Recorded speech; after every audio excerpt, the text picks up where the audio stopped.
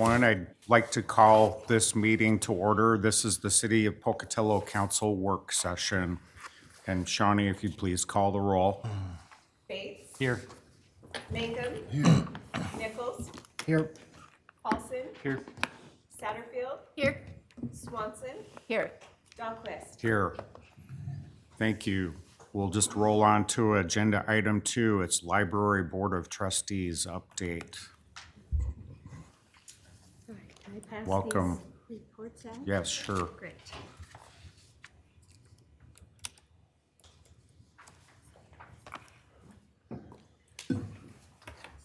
Oh, thank you.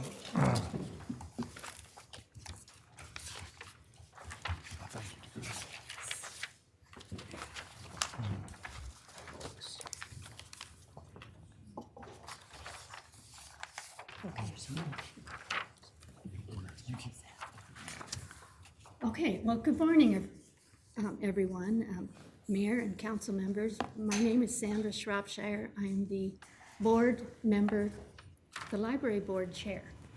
And it's my pleasure, I see the mic went on. It's my pleasure to be here and to give you an account of some of the activities for the library for the previous year. I've given you a chronological list of the various activities that the library engages in on a regular basis, starting with the food for fines and all these activities. I will assume you can read, so I'm not going to read through them, but just give you the highlight to emphasize the fact that the library is active in the community throughout the year, and making a difference in the library with programs for adults, teens, and children, and including summer activities for children. Okay. As a board, we hear reports of these, and we see the effects of these. And we also look at policies, board library policies, such as those I've listed here: the gift policy, the distribution of literature policy, exhibits and displays, and unexpected closings. On the flip side, I give you a forecast of what we see in the current year. We are beginning the process of working on a library strategic plan, and we have engaged a member of city staff who is in charge of planning to come and speak to the board about this process. We also are moving ahead with the $10,000 Carnegie gift that the library received for library beautification. And I give to you the current year stats and 1 year back stats, and point out to you the asterisk items show an increase from the prior year. What I think is most interesting and impressive are the ebook checkouts, up from last year's 61,000.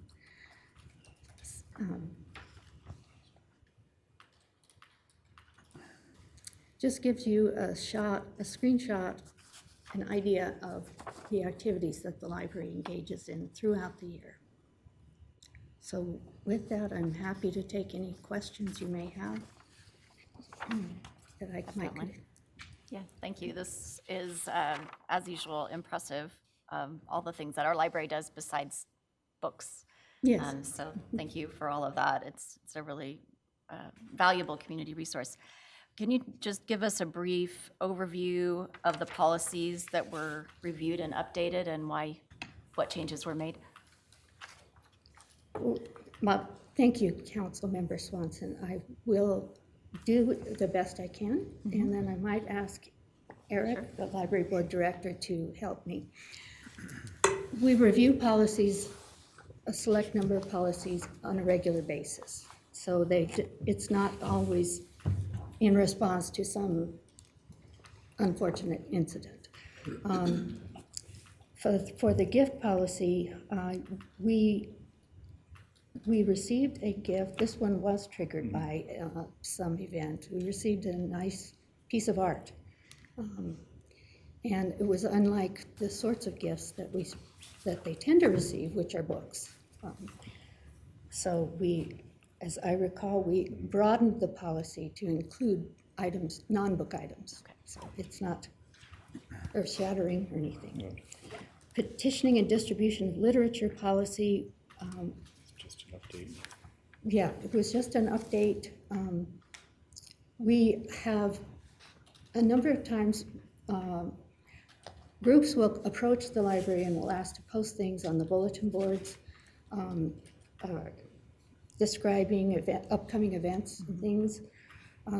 We have a policy not to allow for-profit groups to do that, and we need to clarify that for everyone. We support nonprofits and public activities on those bulletin boards. Exhibits and displays, I think that was just an update too. Yep. Again, Eric Cease, Library Director, Mayor and Council.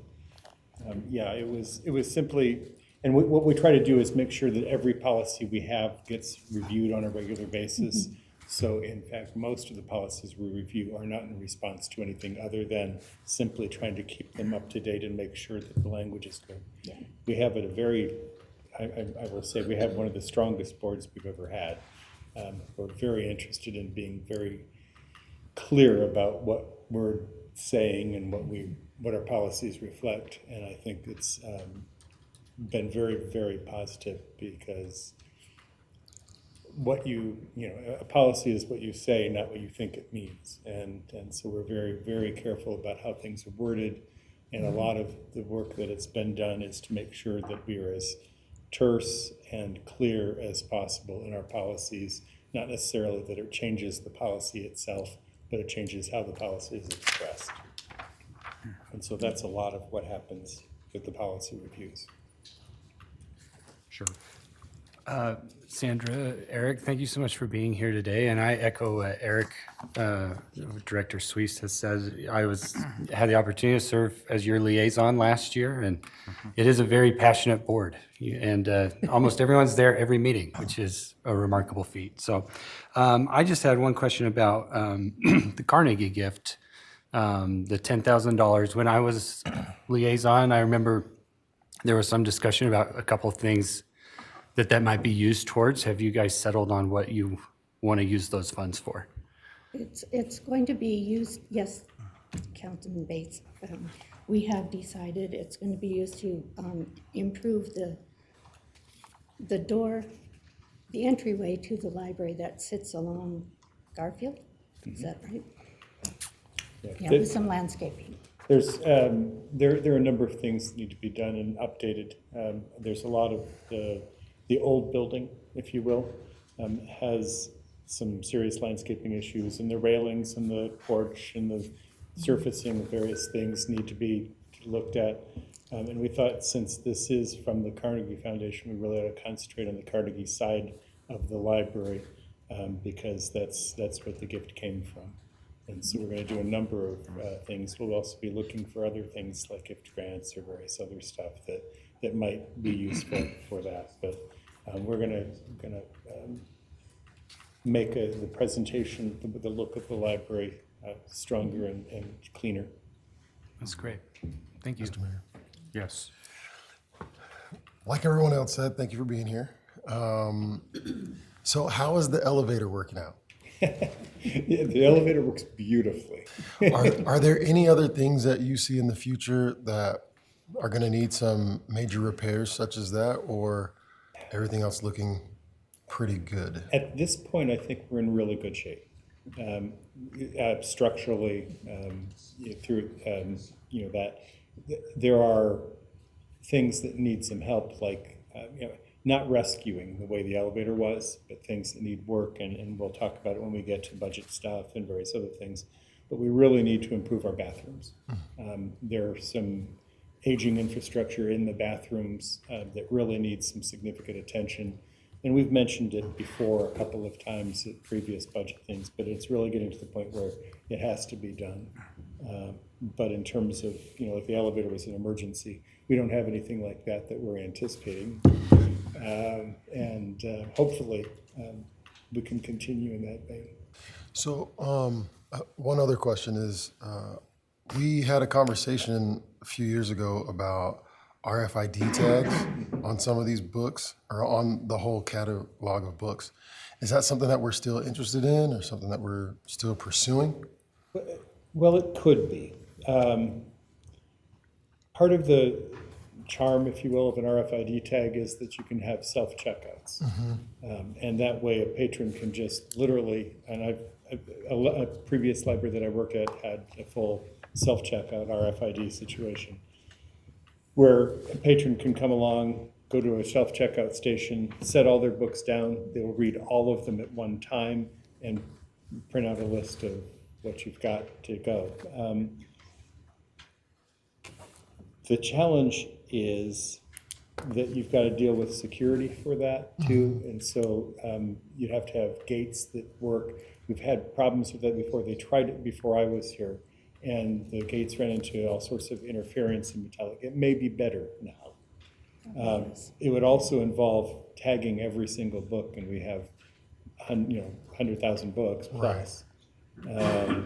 And so that would be a challenge as well. So there's not an insignificant cost associated with that. It would probably be upwards of $100,000 to RFID tag the books, between labor, between materials, and between the equipment that needs to be done. So it's probably between $100,000 and $125,000 to do so. All right.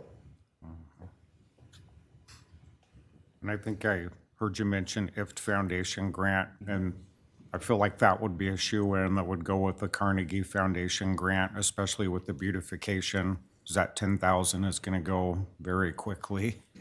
Yes, Mr. Mayor, it looks like, based on sort of our initial exploration, that we can do the things we want to do simply within the 10,000 that the Carnegie has given us. But that doesn't mean that there aren't other things we could do that would kind of go with it.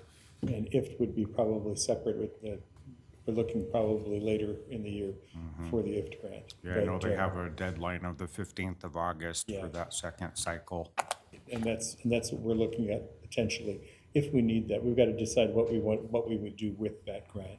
But the Carnegie Foundation grant is tremendous, and it allows us to do almost everything that we wanted to do. So. Yes. So, okay, well, thank you. Really appreciate the update. Thank you. If I could take one liberty, I would like to acknowledge a member of the board is with us in the audience too, Daria. Oh, yes, hi. We were talking about the passion of the board. Yes. Okay, Thank you. Thank you so much. great, thank you. Here. All right, next we have Sister Cities Foundation of Pocatello update. Members of the Sister Cities Foundation of Pocatello will be in attendance to discuss the foundation's goals and projects, as well as council's policies and expectations.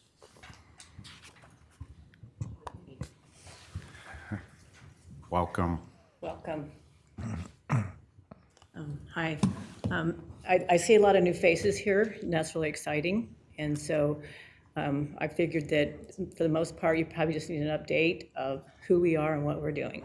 So there's actually two sister cities that work under the Sister Cities relationship. Yeah, And- just first of all, just for introductions, like, can you introduce yourself? Okay, I can. My name is Dana Olson. Dana, thank Hi. you. And I'm with the Sister Cities Africa group. So we have a village in Burkina Faso. It's called Kwara-Mingil. It's a very remote village. It has a dirt road to it. And part of the year, in the rainy season, it's not accessible outside of the village. So it's kind of like going out on the Arco Desert and finding a village out in the middle of nowhere. The water that they have to hand crank. Electricity goes over the village, but nobody in the village can access it because they can't pay for it. So it's a very, self-sustaining village. Very caring people. Everybody, works together. We've been working with this village for over 20 years, helping them with education is our big thing, and just basic needs for the gardens, and because we put fences to keep the cows out. Okay, we're not, so the garden can stay functioning. So Burkina Faso is next to Mali, and Mali has some insurgents that have come into the village and basically have closed down any educational opportunities. We have built 3 rooms to the primary school and helped with teacher housing for the secondary school. The school has not been functioning for 4 or 5 years now. All the kids have to leave the village and go to other places within the country to be able to continue their education. Which is kind of scary, because if they go home, the insurgents know that they've been to school, okay? And so it's really disrupted the whole thing of the city of Claire Miguel. We have been wanting to go back there. We've been there twice, but Noel Terry doesn't want us to come because he doesn't know if he can keep us safe in the country, because there's been things going on. It'd be really nice if we could go back. It was kind of the most amazing welcome I've ever had in my life when we went to the village. That, you don't want to hear that story. It might take me a half hour just to explain that. So we're still helping the village by helping the people in Nuna, which is a village close to there. We're trying to get an education center so that the students can go there and be able to have a place to stay. But most of the students that leave the town go to other family members, friends, stay with them. So that increases expenses for these other people. So we're trying to help the best that we can. And we've been doing that through craft sales that we have and just other donations that we get. So it's really challenging for them over there right now, and I don't see an end to any of this, considering our current world right now. So it's been it's hard, and and it's sad, but they seem to be they do the best that they can in their situation. It's amazing that the attitudes that they have as far as trying to survive and make things work. So we will continue this relationship, and we appreciate the fact that you've kept the Sister City International thing going. We'd probably have that relationship no matter what, because we have a very strong relationship with the villagers and some of the people in the village that we've known for years and years at this point.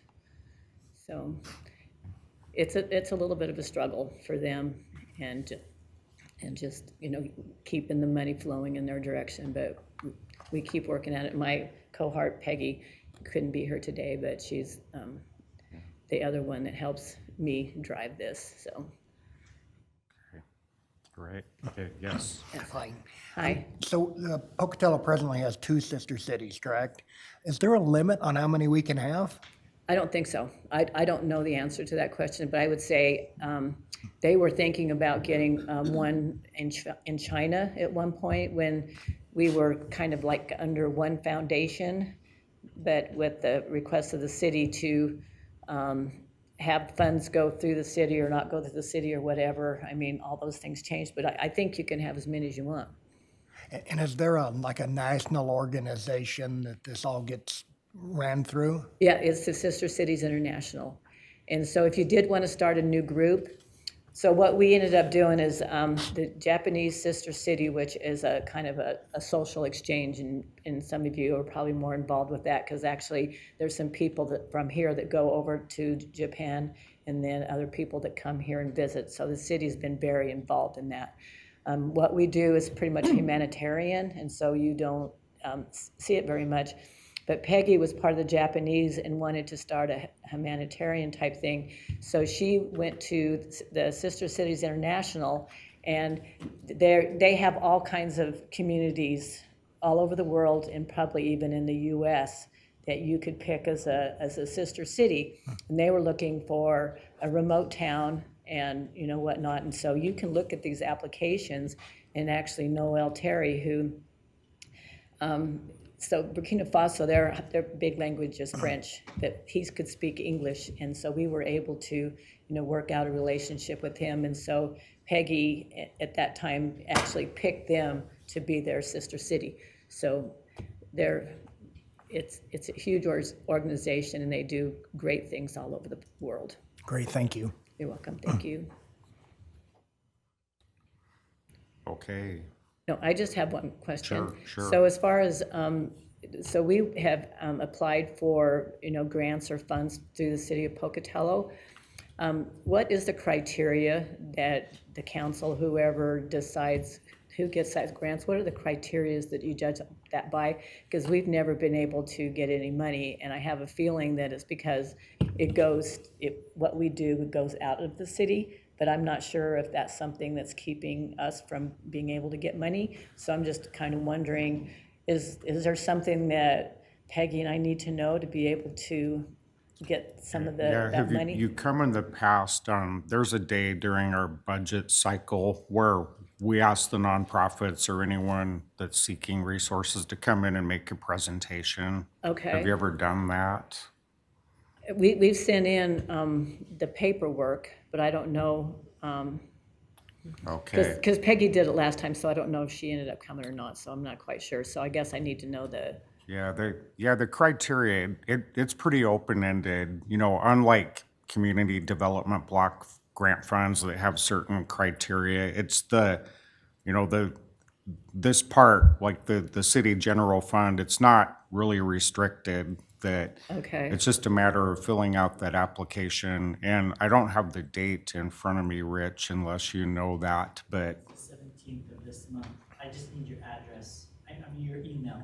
Okay. yeah. I'll come around when you're done and get your email. Okay, Okay, so, all right. yeah, so whoever didn't hear that, Rich, will get your email address so you get an invite. But I just encourage you to come in. We have a work session in the future just like this. Okay. Where you come, present, and make your case. I think that's important for the education part of it. Okay. Yeah, that's our big thing, education, so, Yeah, to educate us as the council on, yeah, what you're doing. So, but this was a good update today. okay. But yeah, just would encourage you to go through that process to be heard. Okay, all right. Okay, any other questions or anything? All right, thank Okay, you, and thank welcome you. all to, Thanks for all you do. oh, yeah, it's very important for me. All right, thank you. Thank you.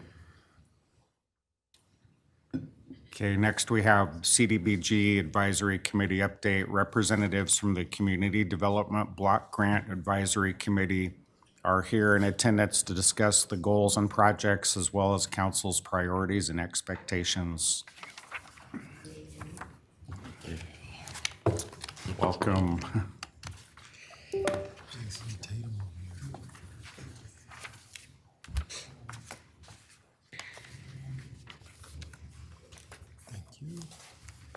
All right. Good morning, Mayor, members of the City Council. Good morning. Christine Howe, the Grants Manager for the city. I'm Emma Iannacone, the Chair of the Community Development Block Grant Advisory Board. All right. Thank you for having us here today to present on our CDBG Advisory Committee. Typically, we provide a summary of our most recently completed program year and then a look ahead to the subsequent program year. So, just as an overview, the CDBG Advisory Committee is composed of 7 members. We meet on the 3rd Tuesday of the month, typically at noon. And our 7 members represent our core neighborhoods, our neighborhood associations. 4 of the members must live in these designated target neighborhoods, and then 3 are allowable to be at-large members outside of those neighborhoods. Our members serve 3-year terms, and we're happy to report we have a full board at this time.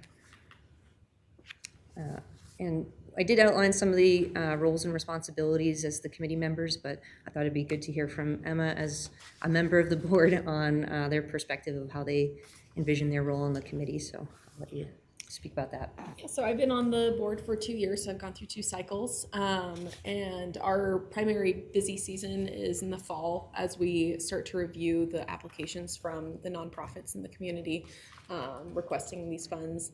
And we take time to look through their application and score them, and then we meet together to, first, and we have the nonprofits come present to us so we can ask them questions and get some more clarification about what their project is or their need for those funds.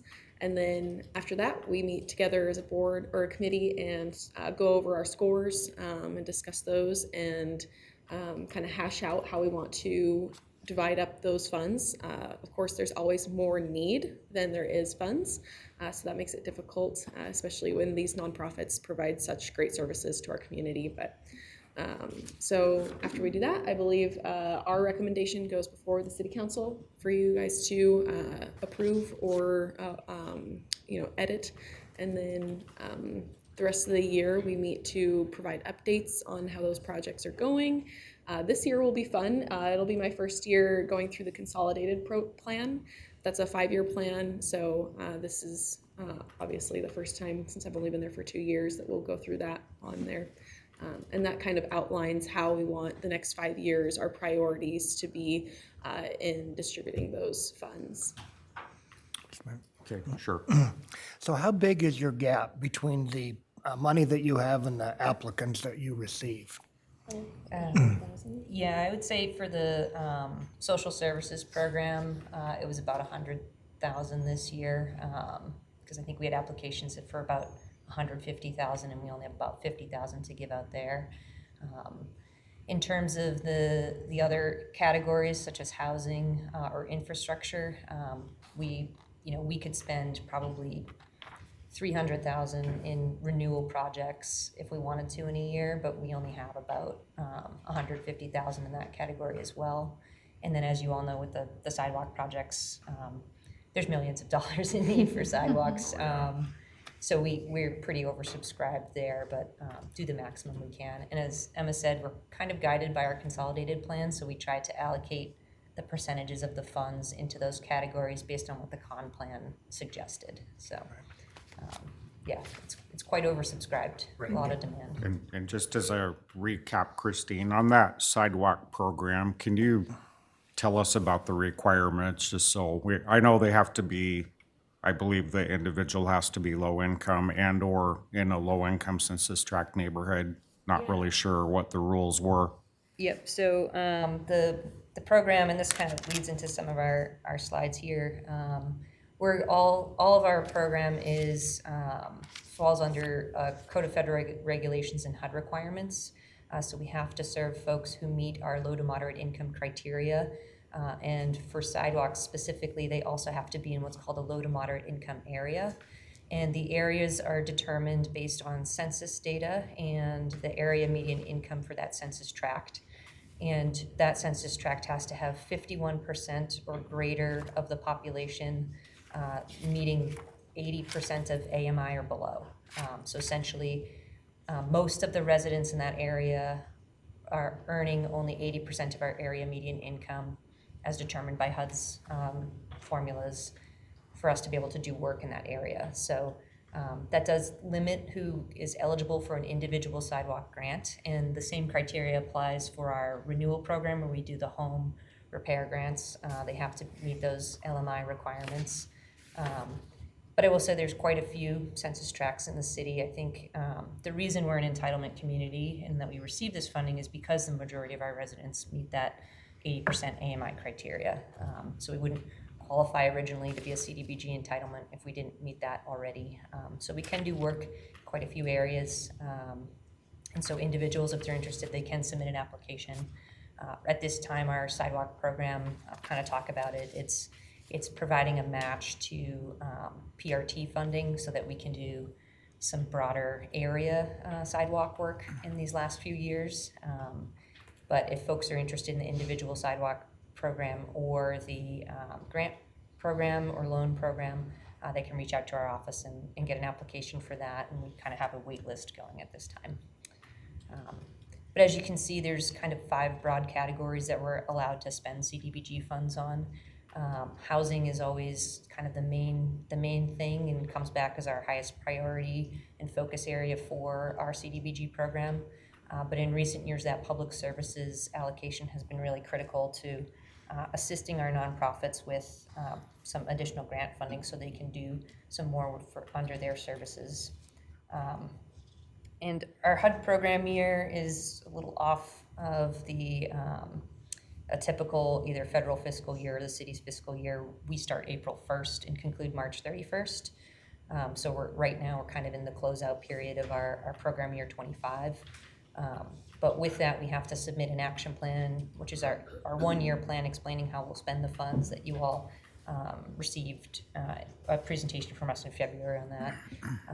And so right now we are here. Yesterday we got a notice from HUD's indicating that we will have an entitlement amount for program year 26. And I was off by about $1,500 in the estimate. So we're right in line with the budget we projected for program year 26. So the plan that we presented to you will be the one that will be submitted in the action plan. We don't have major changes. But it was good to see that HUD has released those numbers because some years past we've been waiting quite a long time. And so just to give an overview on 25 and some of our accomplishments, these are the programs we funded under the 5 categories that were allowable to fund. And so you can see there we did mostly our in-house housing projects, which included the lead program match and our renewal rehab loan and grant program. And then our public service agencies there are the ones that we assisted in program year 25. We focused on the citywide sidewalk project, had one small facilities project that we're working on with the Bannock Youth Foundation, and then all of our admin and planning. Mr. Mayor, Yes, or, sorry. Sure. sorry to interrupt you. Your HUD funding, is it lower than years prior, or has it increased? Is it staying flat? It typically is lower. In 25, it went up ever so slightly. You can see here it was 380,000, which I'm not sure why, because the federal budget was level funded, so maybe an entitlement community dropped off or something. The recent award we just got is less than this, which is more typical, but it's about equal. And so usually when we budget, we project a decrease because that's the trend. As if the federal budget's level funded and more entitlements come on, then it decreases the available pool of funds. So that's what we anticipate usually. Got another question? Yeah.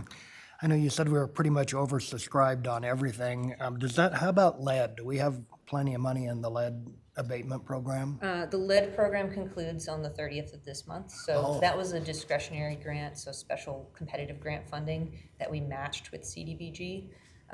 CDBG is one of the only federal programs that's allowable to match other federal programs, which is what makes it a nice tool for leveraging additional federal funds. So that one will be concluding April 30th, and we're on track to spend down that grant fully. We received about $2.6 million in that grant plus the CDBG match, so it's about $2.8 million invested over the 5 years of that grant life cycle.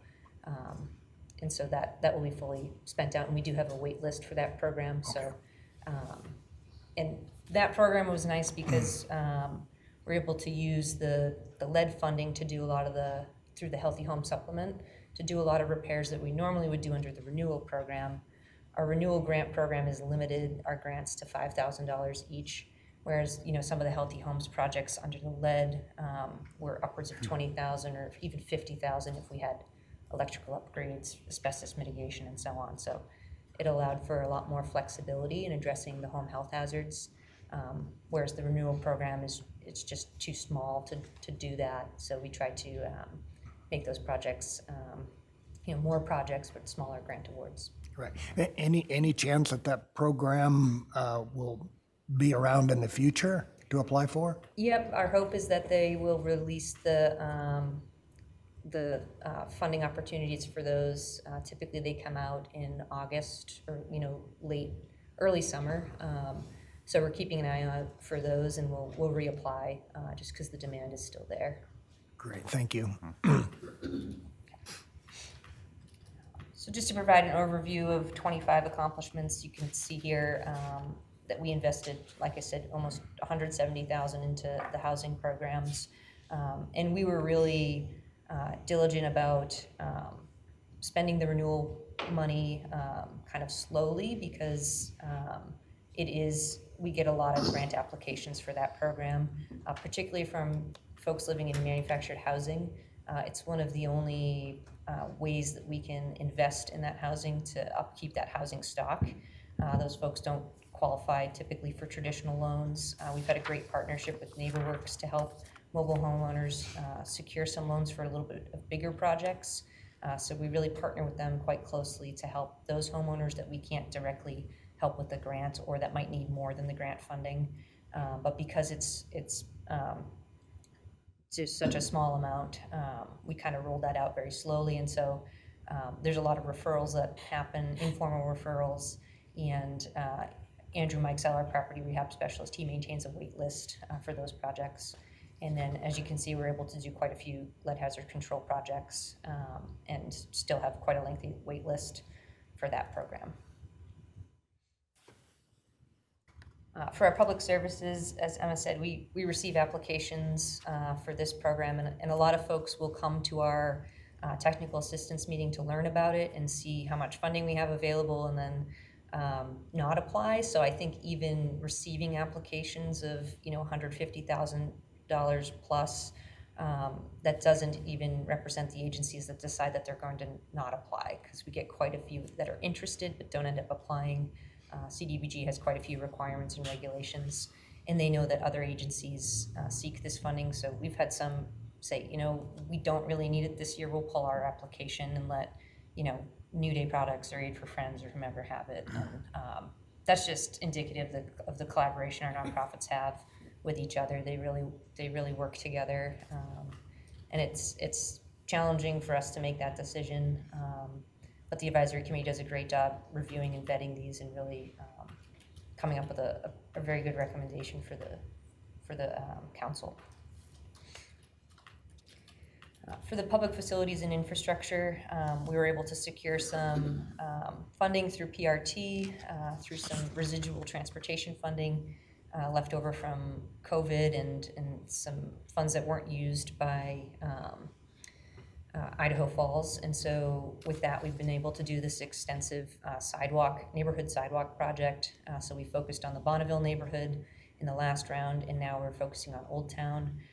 That is the CDBG match amount for this current phase. And we'll see an investment of over $700,000 into those Old Town sidewalks. I'm not sure if you all have been out there, but they completed the assessment and they've been out there grinding the lifts. So it's about $350,000 in grinding work that we'll have done, and then we'll have an additional remaining about $350,000 for repair and replacement, which will include some ADA accessibility as well as we can afford it. And then for the small facilities projects, the Bannock Youth Foundation has been approved for a shelter repair project. And so we're working on getting bids back for that and pricing that out, and that's for their youth homeless shelter services provided at one of the city facilities that they lease. So looking forward to PY26, as I mentioned, we actually got our entitlement in yesterday. So that estimate will change slightly, but this is how we're looking at distributing the funds. Again, with the majority going to housing projects, our public services are, again, fully subscribed at that 15% that we're allowed to distribute, and similarly with admin. And so those are kind of our estimates for PY26. So we'll submit that in the action plan.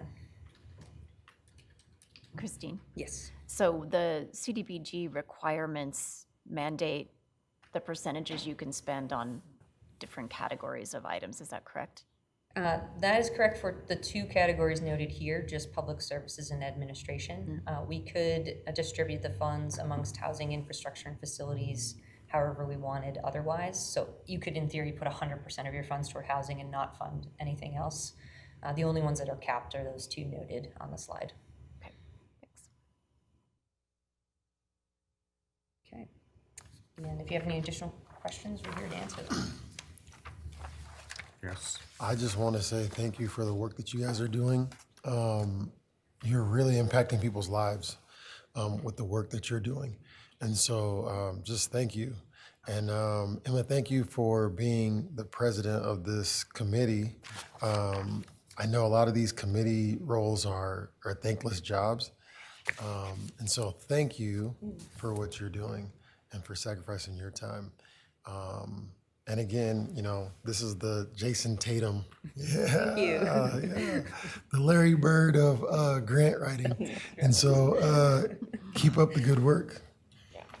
I was gonna do Kobe, but I was like, you know, let's be respectful today. And Councilmember Swanson.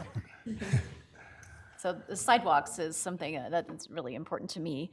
And the city gets, not just me, the city gets a lot of requests and comments about sidewalks. And you mentioned that there's a way for citizens to apply for sidewalk funding. How long is that list right now? Because we've been telling folks that we are 2 program years out from being able to fund sidewalks, so it'd be program year 27, which you're looking at probably a 2028 project. Yeah. They haven't necessarily wanted to complete all of the paperwork. Yes. The paperwork's quite lengthy. We asked for a number of documents, and staff is really great about working with folks to get that. But that income verification is only good for 6 months, so we'd have to update it. So I would say the wait list only has a few folks on it, but that is with them knowing that they can't apply until 2028. So we're a ways out from being able to offer those individual sidewalk grants with our current entitlement amount. If additional funding came in and it could be dedicated toward a program like that, where maybe we match or can expand it, then we would open it up and folks can get the application on our website, or just call the office and we help them fill it out, or we sometimes drop them off at houses, mail them, however you need to receive that. But yeah, at this time, because we're focusing on the bigger and leveraging the 300,000 from the multiple grants we got from PRT, we're quite a ways out for individual projects being able to happen. Okay, great. Yeah, thank you. Thank you. And just as a side note, while Emma is here, I want to just publicly acknowledge Emma. She's Ayanna Cohn. She's the public information officer at Bannock County. And we had the unfortunate shooting incident last Friday. But within 8 hours of that first shooting taking place, we had a press conference at 10:30 p.m. And I think there were 6 agencies that were all pulled together, and it was just very well orchestrated and quick and responsive and transparent. And Emma had a lot to do with that. So thank you for pulling that together last Friday. Thank you, Mayor. And I just have to give kudos to Christine for being our rep at CDBG. She's amazing. and Yeah, we she wouldn't be able to is. do it without her. Thank you. Thank you.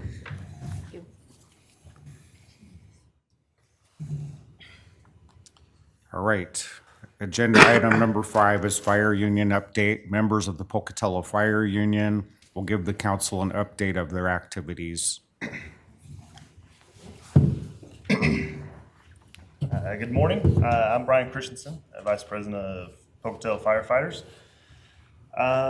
We've had a busy couple months for our union, Local 187. I'm going to start with some of the things our members have been doing and then some of our charitable donations. So in February every year, we hold our state convention, the Professional Firefighters Idaho Convention. We send all of our delegates there, and it's a great opportunity to go network with other members, and also we get a chance to meet with some of our state, local elected leaders and have conversations with them about things that are concerning to us, what's important to us.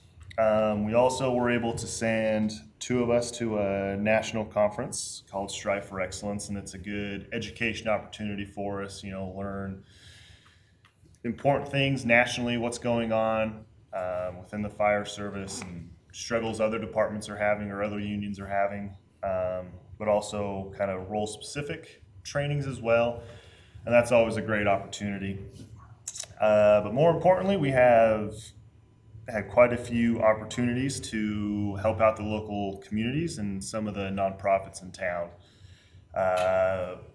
Pocatello firefighters are I think a very generous group of people. So to start, this in March, I think. We participated in what's called the Sock Hop, which is a event at the Early Childhood Center at Lincoln Early Intervention. So they do a little activity for all the kids. They get to come and dance and jump around with a bunch of firefighters who may not want to jump around and dance too much, but we're there and we have a good time. But then we also donated about $500 worth of socks to all the kids. So that's a great opportunity for them as we talk to different groups in the community.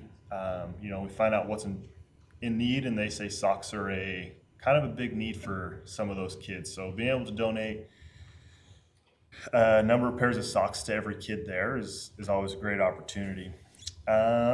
We also participated in a charity basketball game. So the Pocatello High School student leadership puts a fundraiser on every year, and it ends up being a basketball game between the police department and the fire department, and we won this year. So it's always great. Excuse me. What was the score? 49-26. Holy cow. Not that we remember that or took pictures, but. Did anybody and get so- dunked on? That's the. What was that? Did anybody get dunked on? I don't think so. It was, I know. Come on. We're not athletic enough to do that. But, so what that fundraiser was for what's called a gathering place. So there's a group of school district employees. I don't remember where exactly they work. I think they're in the cafeteria, but they will go and provide lunches after school. So as kids get off the bus and they're in there going around, they have a place to go and study and do homework after school. It's in that church just across the street from Pocatello High. All right. And they will have food for them so they can take lunches and go as they catch their connecting bus, or if they need a place to go do homework because they don't have other places to go.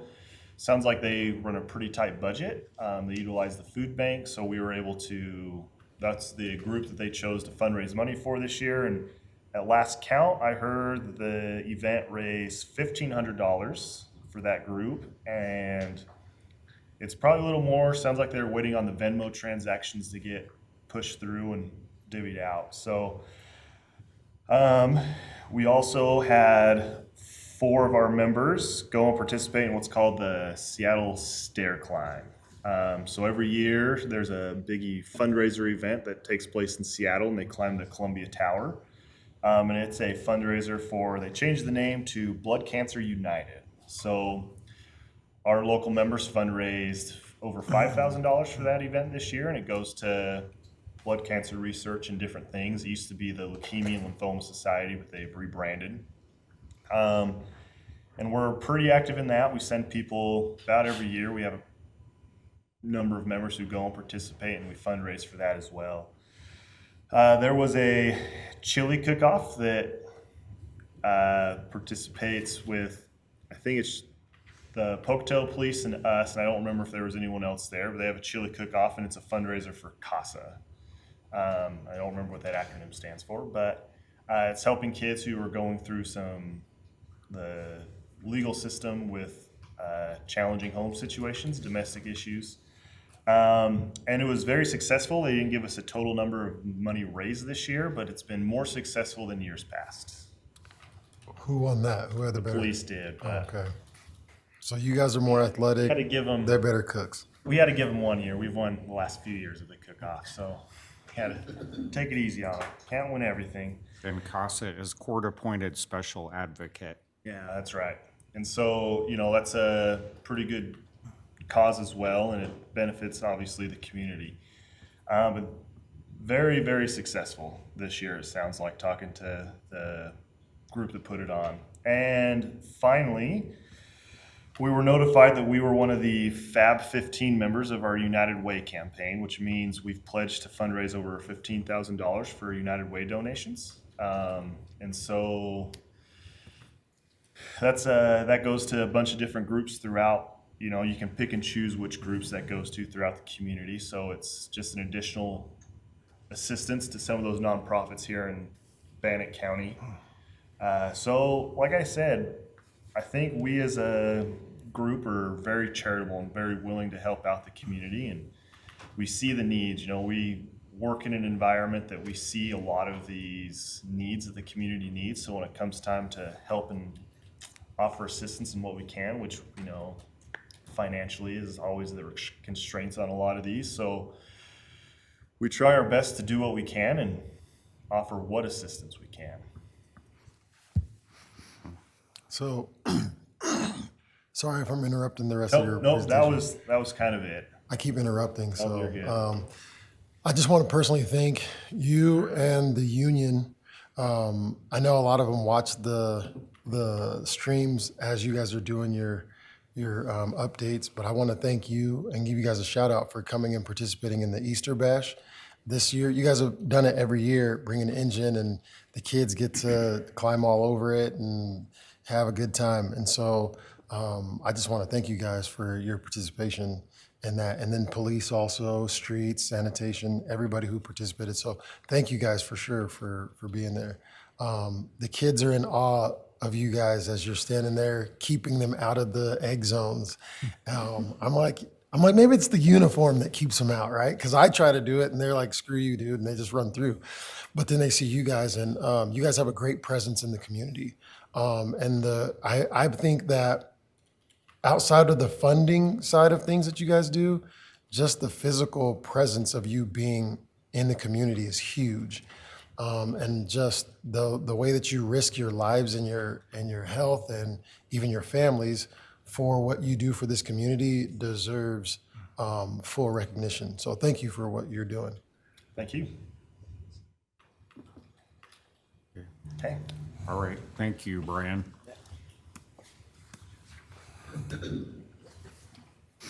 Next, we have the Portneuf Greenway Foundation update. Representatives from the Portneuf Greenway Foundation will be present to discuss their goals and projects and receive council feedback. Hi, Dan.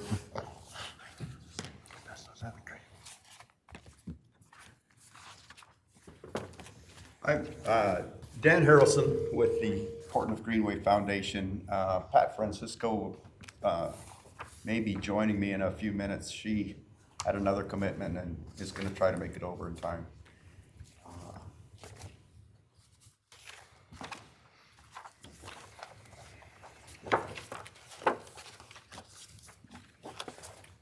I work over, I'm teaching over at ISU, and I like to run it with this format so I can flip back and forth between slides. So, so again, I'm Dan Harrelson with Portneuf Greenway Foundation. I want to go through and just quickly go through some of our, do a victory lap and thank everybody for our recent progress. And then we had a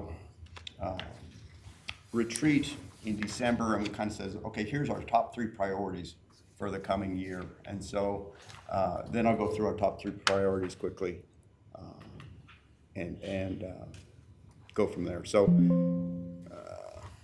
page down. So recent progress. Summer of 24, we extended the Brennan Trail, which is on the North Main side of the river across from Sacagawea Park. And so we added about 1,600 feet of trail, funded by IFT Foundation, mostly just local community vendors. It wasn't big transportation grants. The last step of that project is to connect back over to Sacagawea Park. So we'll have another loop there with trails on both sides of the river there at Sacagawea Park. That bridge is planned for 2026. The big Connecting Communities Trail we built in cooperation with Idaho Transportation and Bannock County added about 3,000, well, I guess a total of over 7,000 feet of new trail. We're working on a rest area at the River of Life Cross, the big white cross that you can see as you're driving north on the interstate. We're going to put the main trailhead at the MEC, and we're working with the MEC on that. And again, that was mostly funded by ITD. It was built as part of their project and took support from the city and a lot of support from the community to get that included in the project. And I think, like I said, it added 7,000 feet of trail.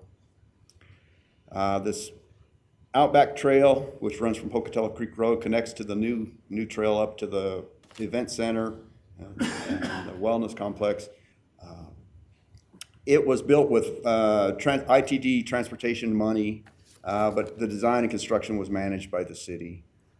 And so we're almost finished with that. We're gonna have a trailhead down by the Red Lion, and we got an easement from the Outback, very generous donation from the Outback Golf Club. Gave us an easement to build those switchbacks to get up that steep hill. So our priorities, our first priority for this coming year is to complete these major projects that I just kind of went through. We've got the Brennan pedestrian bridge to connect Sacagawea Park. The city will be advertising that for construction this summer. And again, it's a city-managed design and construction. We're going once the construction is complete, we're going to work on some kind of a rest area or something to acknowledge Pam McGuire, who was a longtime Greenway supporter, and her family donated the match for that pedestrian bridge, the grant match. Connecting communities, we're tying up the very loose ends. We've got a rest area up there at the big white cross. We've completed a patio up there, and we're going to put in a bench. We've got a bench ordered. We've got a patio there at the MEC with and actually very nice paver work. If you get a chance, go out and take a look at it. A local landscaper, Ride Landscaping, did that for us. We've got a patio and a bike rack there, and then we're going to be putting in a couple benches there at the MEC. And then for the Outback Trail, we've got marker stones, the typical Portneuf Greenway trailhead stones at each end of that, and then a community member who's been a longtime Greenway supporter. He's going to try to put a bench, or will put a bench about midway up through those switchbacks, so you have a spot to rest if you can't quite make it up the hill.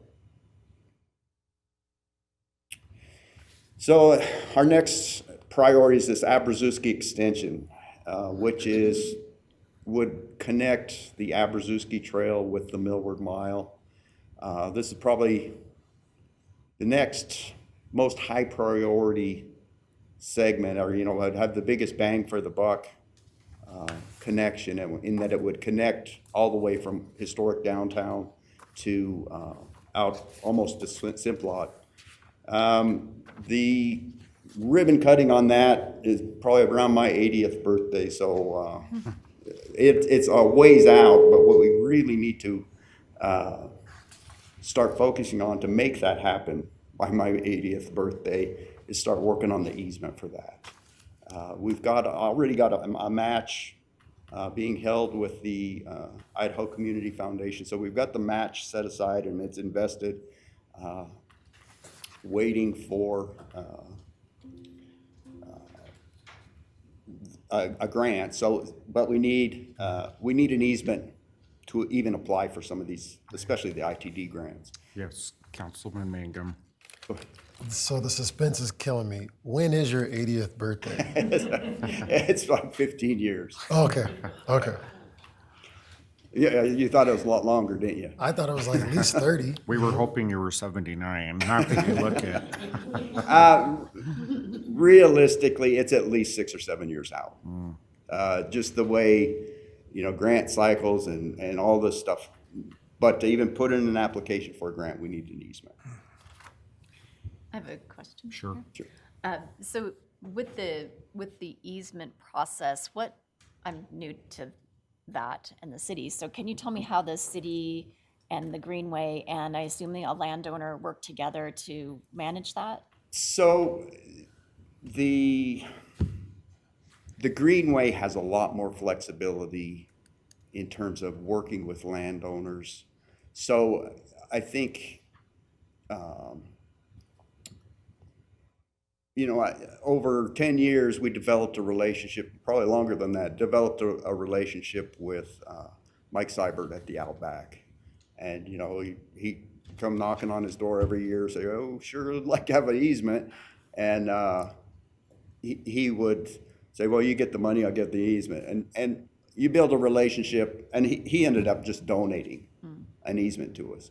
So what we need to do is work on a relationship with those landowners. It's the Savage, I don't know whether it's Savage Industrial or Savage Incorporated or something.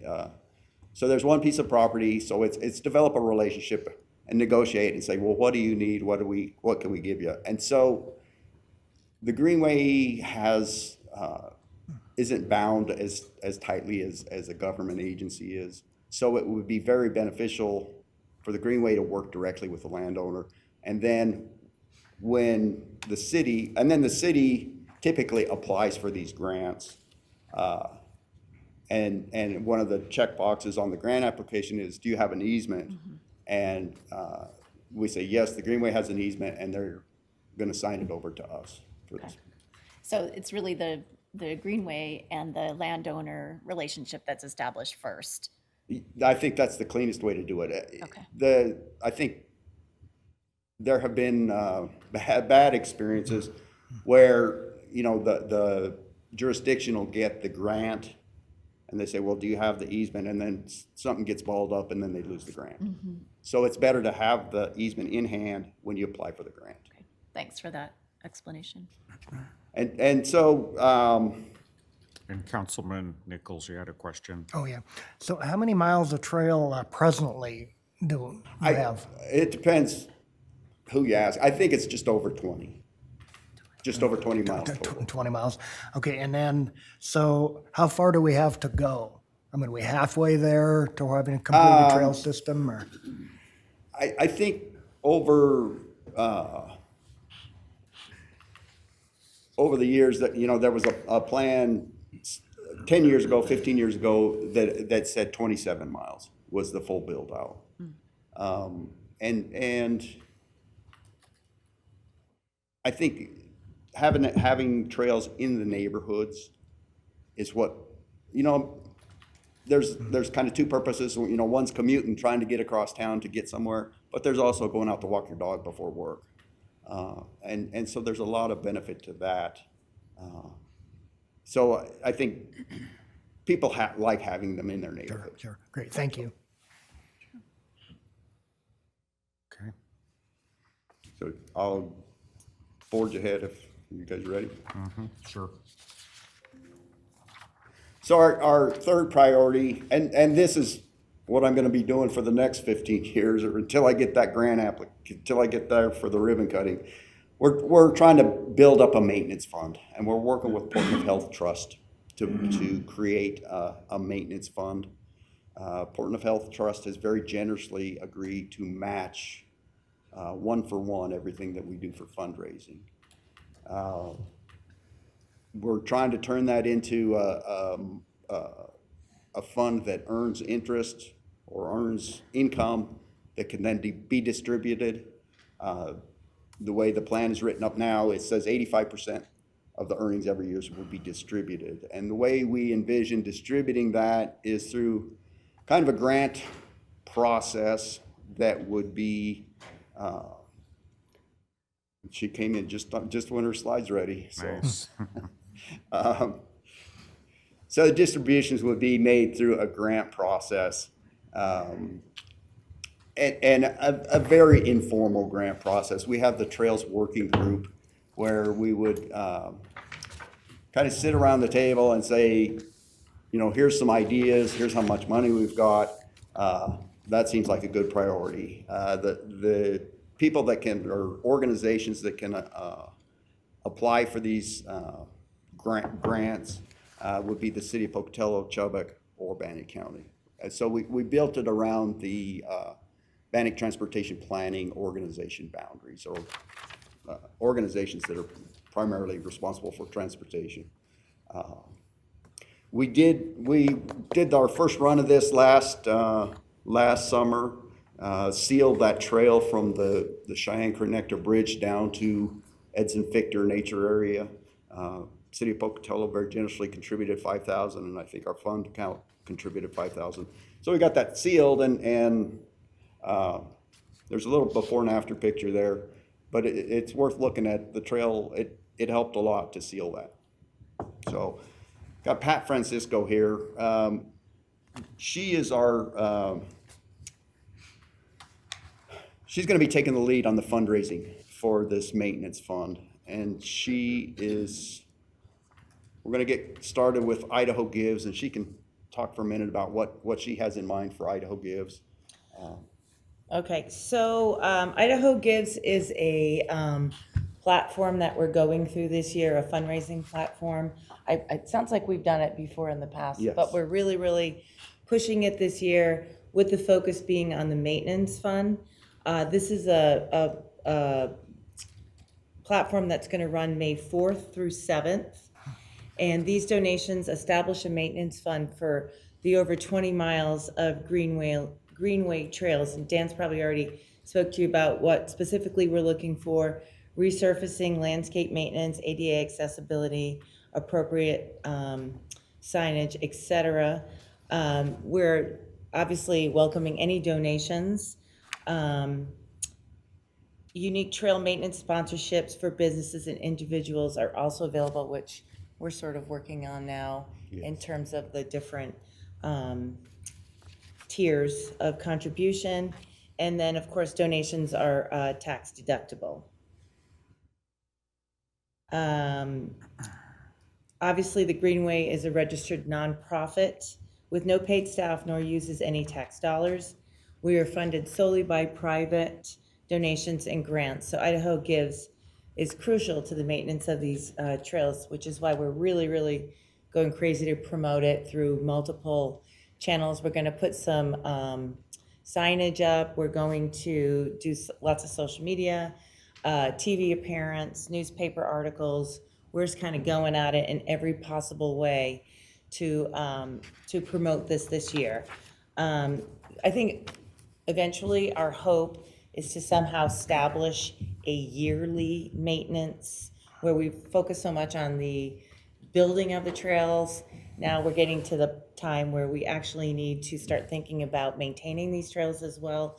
So our hope is to somehow, I guess depending on how all this goes and stuff, get an ongoing fund so that we know specifically we have X amount of money, and then we can start delegating where we want particular projects to be taken care of.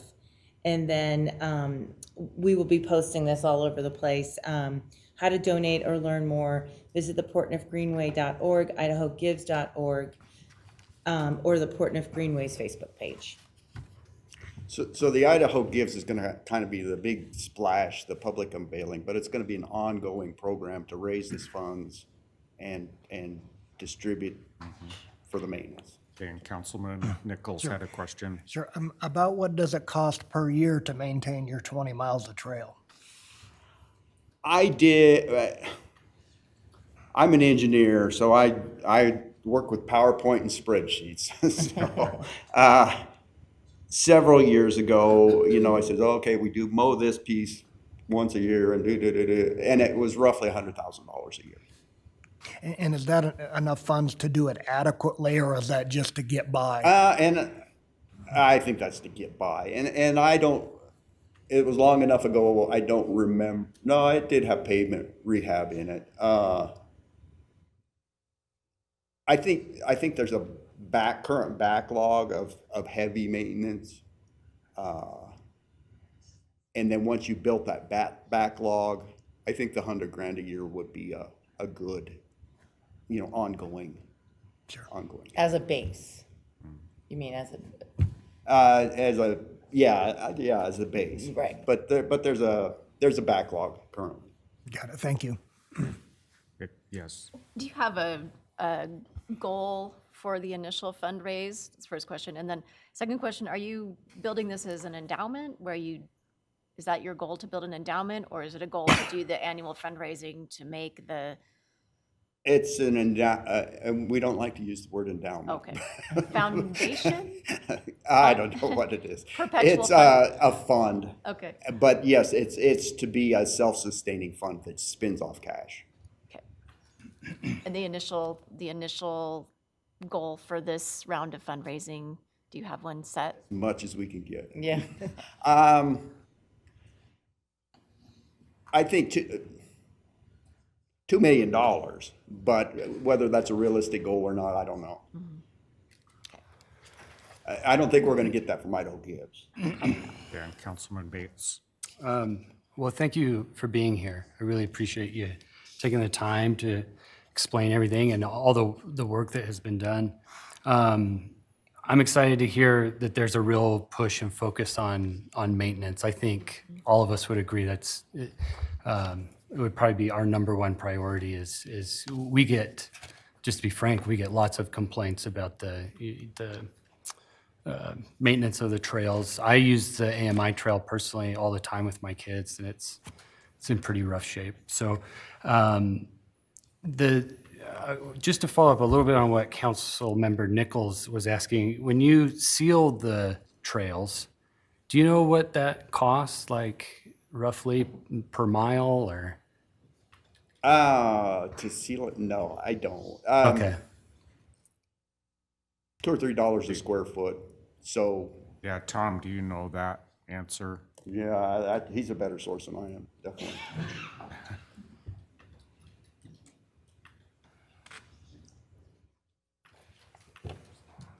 Tom Kirkman, Public Works Director. It's about 15,000 a mile.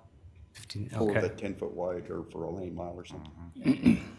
So it's usually about 30 cents a square foot to seal coat. Okay, and we don't have the equipment. Do we use a third-party company to do that? We have to Seal outsource that? coating. Historically, a long time ago, we would spray fog seal like part of the street department's maintenance plan. We could, and that's super cheap. The fog seal, but for the trail systems, probably the slurry seal, like the parking lot seal, is a better fit for that. And that's the 15,000 a mile roughly-ish. And the project we did last summer was a fog seal. Oh, And that okay. was 10,000 to go from the bridge to the Edson Victor. It's quite a ways. But then, of course, you have like the AMI trail that is a lot more extensive. That would be an overlay or rebuild, or that one I know will be much more expensive per mile. Yeah, Yeah, that's probably 50 or 60 grand a mile. okay.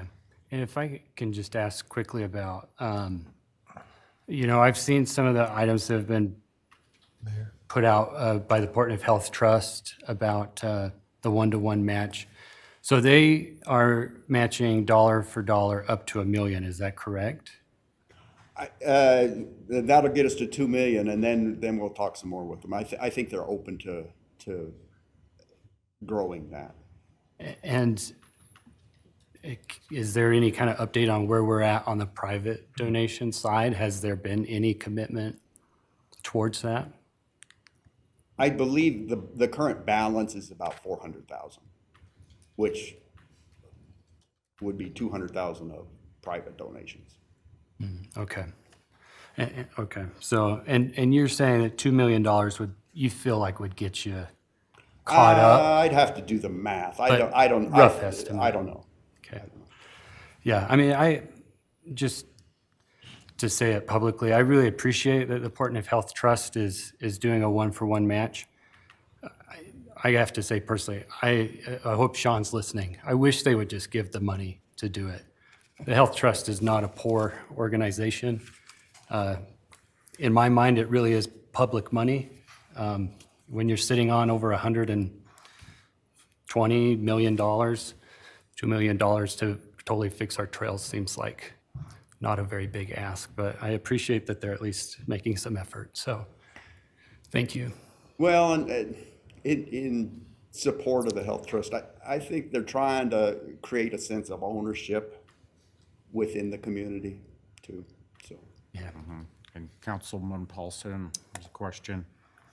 More of a comment, and Councilman Bates and Mayor, correct me if I'm wrong, but our meeting with Bannock Transportation earlier this week, the ball seems to be rolling for kind of a tripartite agreement with the county and Chubbuck and Pocatello for permanent maintenance, which will then allow more Port Neuf Health money.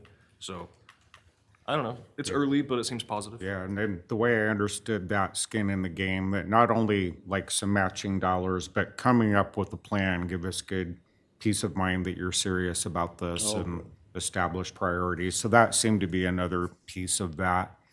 And have you, like with that plan, Dan, have you been in contact with Devin Hillam? We were in a meeting yesterday and he just mentioned it, and I have not. Okay, because I think someone from the Greenway being at the table, you know, for that maintenance plan. I know Devin's just getting started on it, but CCOG is taking the lead with that, and Devin in particular. I will touch base with him. Or I should say Bannock Transportation Planning, that's where Devin is. Sure. So, yeah, and I can understand the, you know, the Port Neuf Health Trust wanting some buy-in. I think they've just seen the problem with the maintenance being let go. And, you know, even if it was, we can talk with Sean more, but even if it was a 2-to-1 match kind of thing, so I guess we can only ask that. But I'm kind of seeing their, you know, their concern there, that they want us to step up and be serious versus just, okay, we'll take your money and we're good and no plan and so, yeah. Mr. Mayor? Sure. Question. Do you know about how many miles needs maintained, that needs help as of right now to be maintained? Well, the stuff we did last year is pretty good. Okay. To varying degrees, and I think what the mayor mentioned about the plan that Devin is working on, I think what he is doing is kind of scoring and prioritizing the work that needs to be done. So, you know, arguably all 20 miles need maintenance. Some of it needs a lot. Some of it just needs very little. Yeah, and our Public Works Department has been helping with those assessments. I know, like going out and, you know, assessing the conditions of the trails with cameras and things. So, you know, we've started that as well. I think the one we get the most complaints about, and is probably in the roughest shape, is the AMI trail. Yeah. And that's, I think it's probably 20 years old, and that's the typical life for pavement. Do you have something? Tom, do you want to chime in on that, on the role, and see if you can add some details?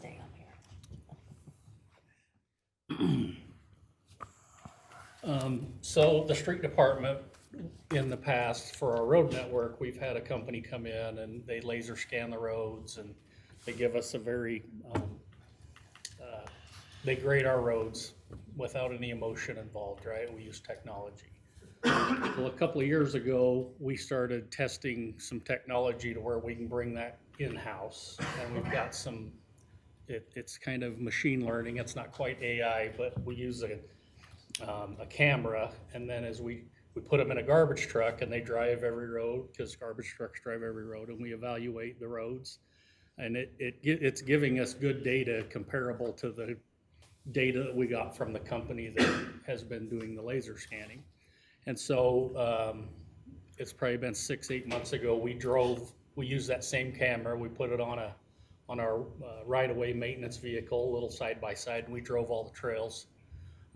And we collect the data from that. And so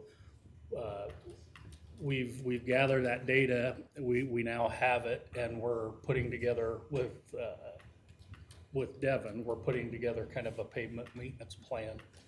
Dan's correct, there's a huge backlog. You know, we talk about this just like road work. You got to stay up on top of it. You get behind and it's hard to catch back up.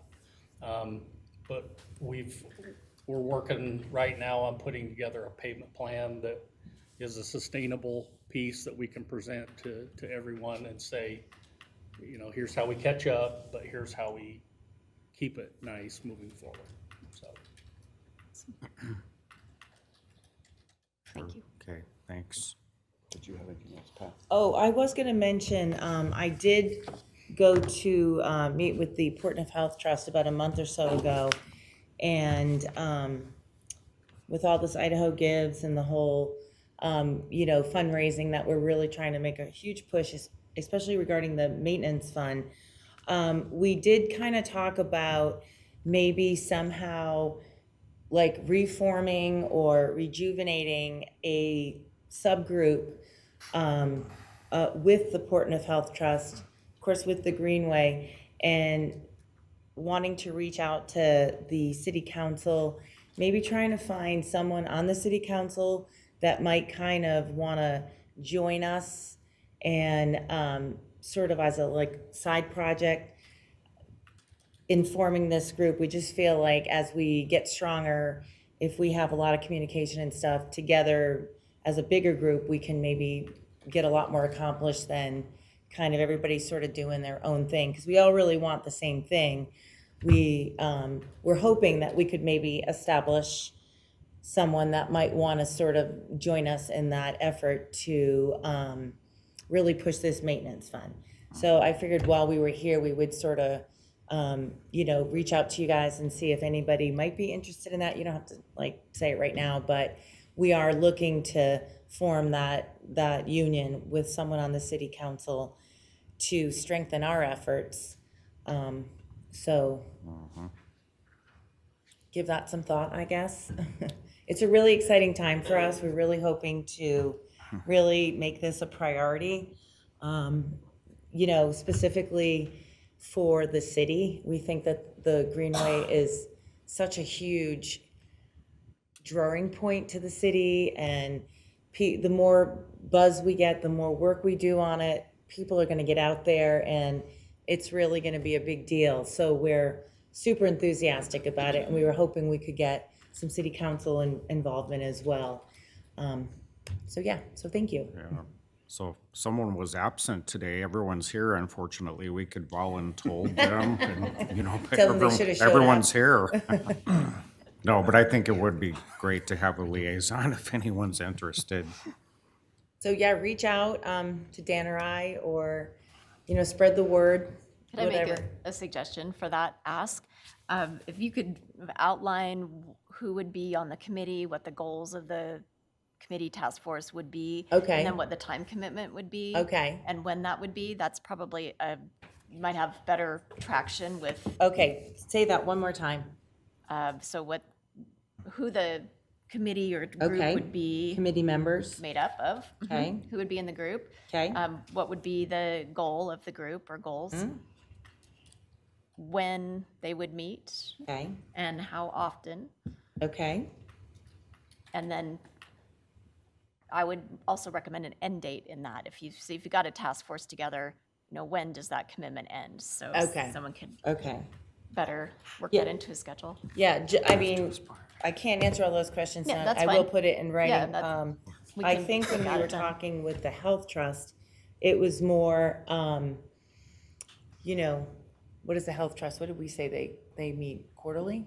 Oh, the group that's been talking about this fund meets quarterly. Quarterly. So maybe someone would be in attendance of that. So that would be like, say, a quarterly obligation, and it's literally for like an hour.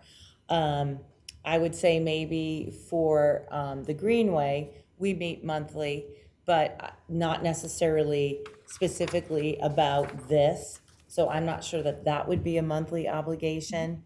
But I can certainly take care of that. Dan and I can come up with something to sort of try to make that a little bit more specific. I don't think it's going to be a hugely timely commitment.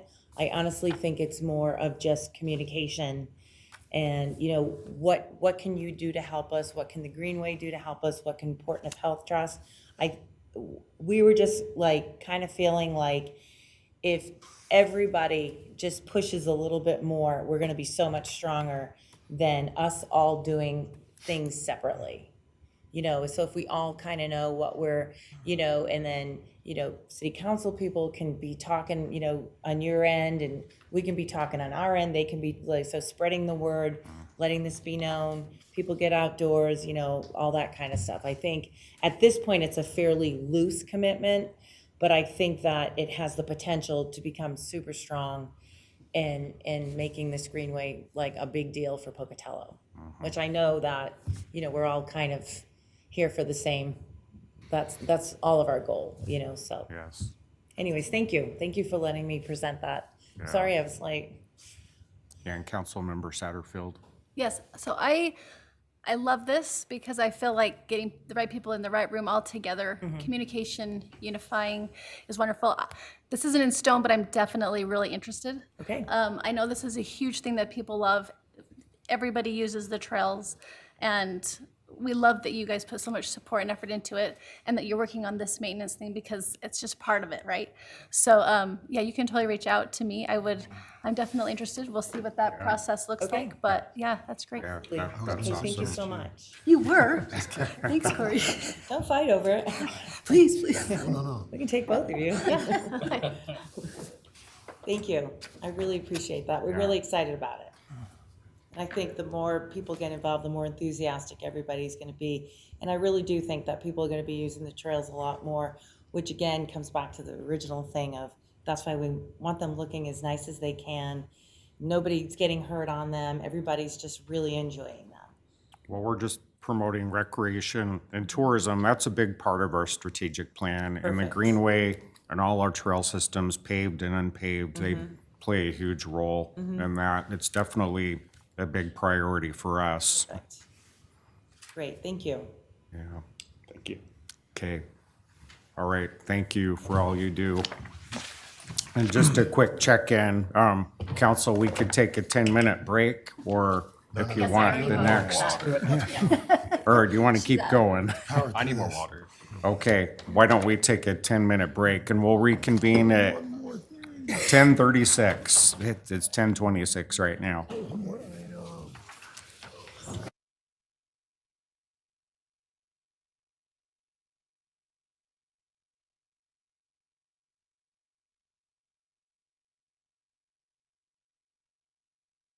Let's go ahead and reconvene. Thank you.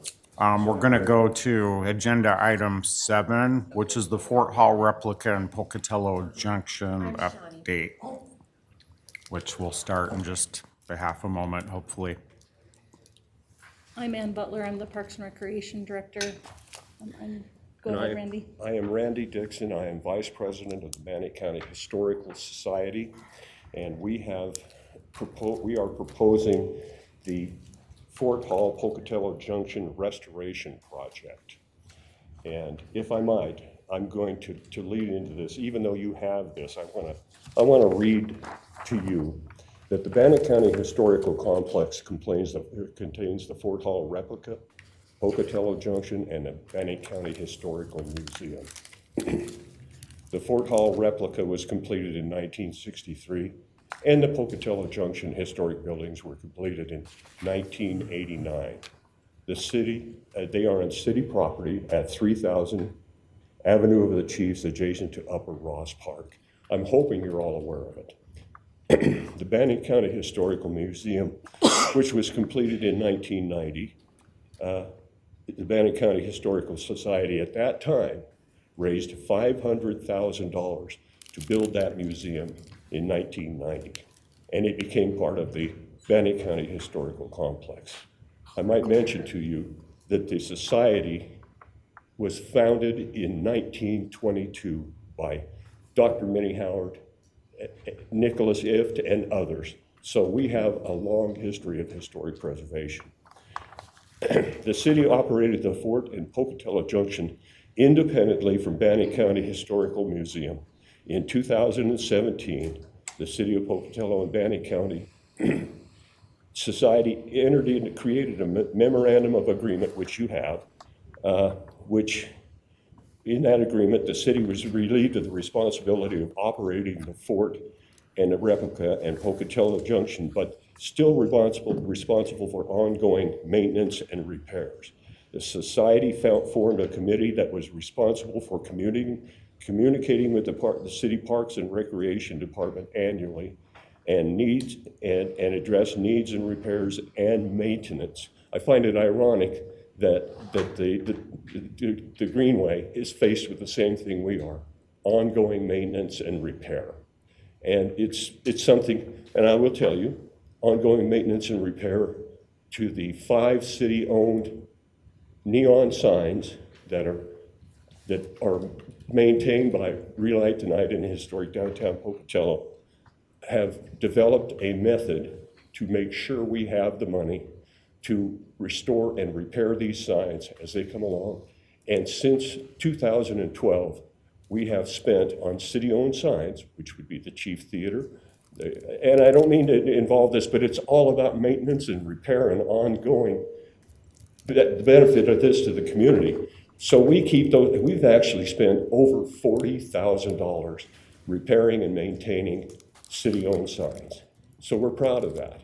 And the same thing applies here. The city owns these facilities and we need to maintain them.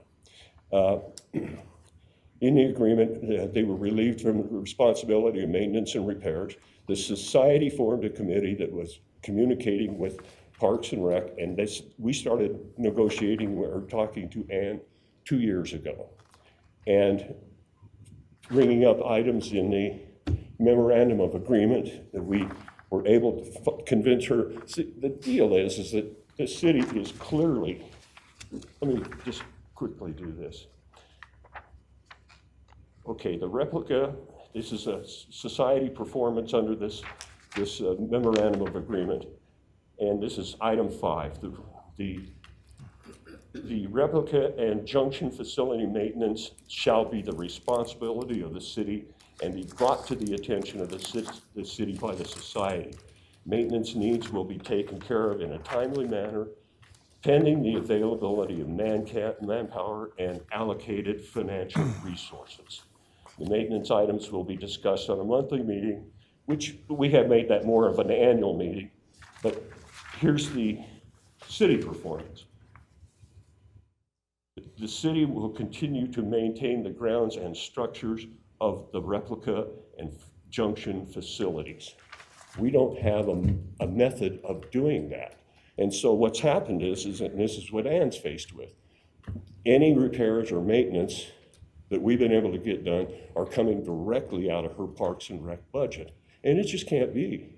There has to be a maintenance plan for these structures. And it can't come out of her budget. She struggles as it is. And so we have developed this restoration project in an effort to make sure that we have a good plan for the restoration, and we do, and that the city is willing to become involved in this process. These estimates are not inexpensive. The estimate to repair the fort, and not just the mezzanine, but logs that are rotting like crazy, is $39,574. We received that estimate from Jason Donnelly of Donnelly Construction in Rigby. He's the most widely known cabin builder and restoration. He's probably restored 40 cabins and barns, and right now he's in the middle of restoring one for Frank Vandersloot in Sandpoint as we speak. And he is a heavy hitter. He knows what he's doing. He came and visited us last December. The society just finally said, we can't operate this way. The fort is a liability. We're talking about replacing a mezzanine. The junction is a liability. We've got marmot damage and things that just have to be resolved. And quite frankly, they are in blighted condition. And we can't have blight in our city. And I think we agree on that. And so therefore, we are proposing that we move ahead with the restoration of the fort. And we are also proposing that we move ahead with the restoration of the 9 buildings in Pocatello Junction. And what we've done regarding that is we got Brian Nice of Nice Restoration to write an estimate on each building. And it's not pretty. there's so much dry rot and rot and marmot damage in the junction that Ann and I had talked about, and I believe that she'll vouch for this. We talked about, okay, let's get started trying to restore these buildings. Our worst project is the UP depot at the junction, and you'll see an image of it. It's dilapidated, and as are 3 or 4 other buildings that really need serious repair. So what we did was we came to terms with the fact that we would start on the UP depot and move from one building to the next as her budget provides. And it's just not gonna work. So what we did regarding the junction is we went out and started snooping around.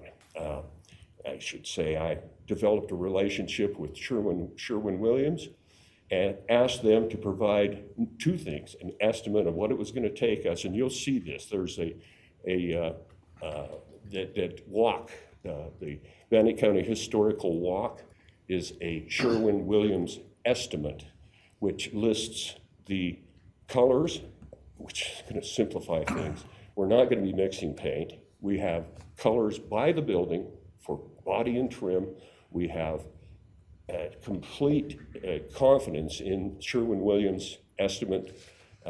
And furthermore, I asked Sherwin-Williams specifically, is there anything Sherwin, and this is their store manager that I was talking to, and they've been great. So I said, I'm going to be blunt. We don't have a lot of money. Is there anything that Sherwin-Williams might do? And he said, well, it's been fairly lean for us, but we'll see what we can do. And I said, okay. So he went ahead and developed this walkabout, and the images alone speak for themselves. And he also estimates of gallons and all of that sort of thing. And then he came back to me and said, Sherwin-Williams will not supply all of this paint, but what we will do is supply our best exterior paint to the city of Pocatello at $20 a gallon, which is half of the city's cost normally. We have in a fund, the society has in a fund that we call it the Hazel Cox Fund, which is, Hazel Cox was a driving force in building the Pocatello Junction. And we have $4,758 in that account. We propose that what we do is, as the city is billed for that paint, we pay for it out of the fund. And then what we have done on top of that is received $5,000 in roof repairs from Wilson Roofing in the past 3 months. Because as we all know, if roofs go, everything goes. And that's what's happened to the junction. We've got 3 buildings that have such bad water leakage that we were doing sheetrock, and Carlo Wilson was absolutely vital to this project. I called him and I said, Carlo, we got this problem. Can you take a look at it? And he came and he looked at it and he said, we can fix these 3. We need to remember, it's the membrane roofs that we're talking about. The shingled roofs, he estimated we have another 10 years in. But the membrane roofs were in terrible repair. So he replaced 2 of them, and he said, that's going to cost you $2,300. And he repaired the other 3 roofs. And that was approximately a $2,000 repair. And when he got done, I said, what do we need to do? And he said, it's on me. Let me do it. I liked it. I was part of building the junction in the first place. That's how invested in this he is. So $5,000 worth of in-kind donations for roof repair, and we're doing our part. We have also made an alliance with the LDS Service Missionaries, and that is an organized group. They are as a matter of fact, I'm meeting with them today at 1:30 because we're moving ahead with this restoration. We don't know what's going to happen if the city says we're not interested in paying for any of this. So we have to be positive that this is going to come to fruition. Nothing happens without a vision, and we have one. And the society is proud to have been the steward of of the fort and the junction since 2017, we've had the memorandum of agreement with the city, and we have to find a way to fund this. And then we have to find a way to fund ongoing maintenance and repair. It can't come out of her budget. It just can't, because it won't. She doesn't have the money. So there's two projects here. I want to make it clear for council. So there's the replica, which is the log estimate, and then there's the junction, and that's the town site that's approximately 35 years old. And the estimate he brought today, I haven't seen. In December, we met to talk about the town site and talk about the budget. So I'm going to share the budget with you so you understand that. Fund 4 holds a division 1311, which is for the replica and junction. It has $11,772 in it. Approximately $2,700 of that is interfund charges. Utilities are about $4,150, and that leaves about 40% of the budget, $4,800 for repairs in a year. Typically, what that looks like for us is maintaining the boardwalks and making sure they're safe. I think we did some window repair last year, but there has not been significant change to the town site since it was built in 1989, 1990. I've not seen any plans on that. I don't know if it was built to code at the time or if it was just a kind of something to look cool. It is showing its age. We have marmot issues all through the south end, Lower and Upper Ross as well, along with the cemeteries, which you guys are aware of. We're treating them. They do like to eat on some of the buildings there, so we're working on that together. But there is not sufficient funding for this project to do the replica or the town site. So right now, what I had told Randy is let's bite off one building a year based on your budget, which is what we agreed to, and we're working on the one building right now. Obviously, if there's 12 buildings, that's gonna take some time to get through. We chose to bite off the worst building first. So really the question for you guys today is this a project you're interested in? If so, there is some grant funding possibly for the replica. It's not a guarantee. It's about half the amount of the total cost that we were provided in that estimate. If it's something you're interested, if you're not, how do we fund it? Or is it something you want to talk about at budget? There's options.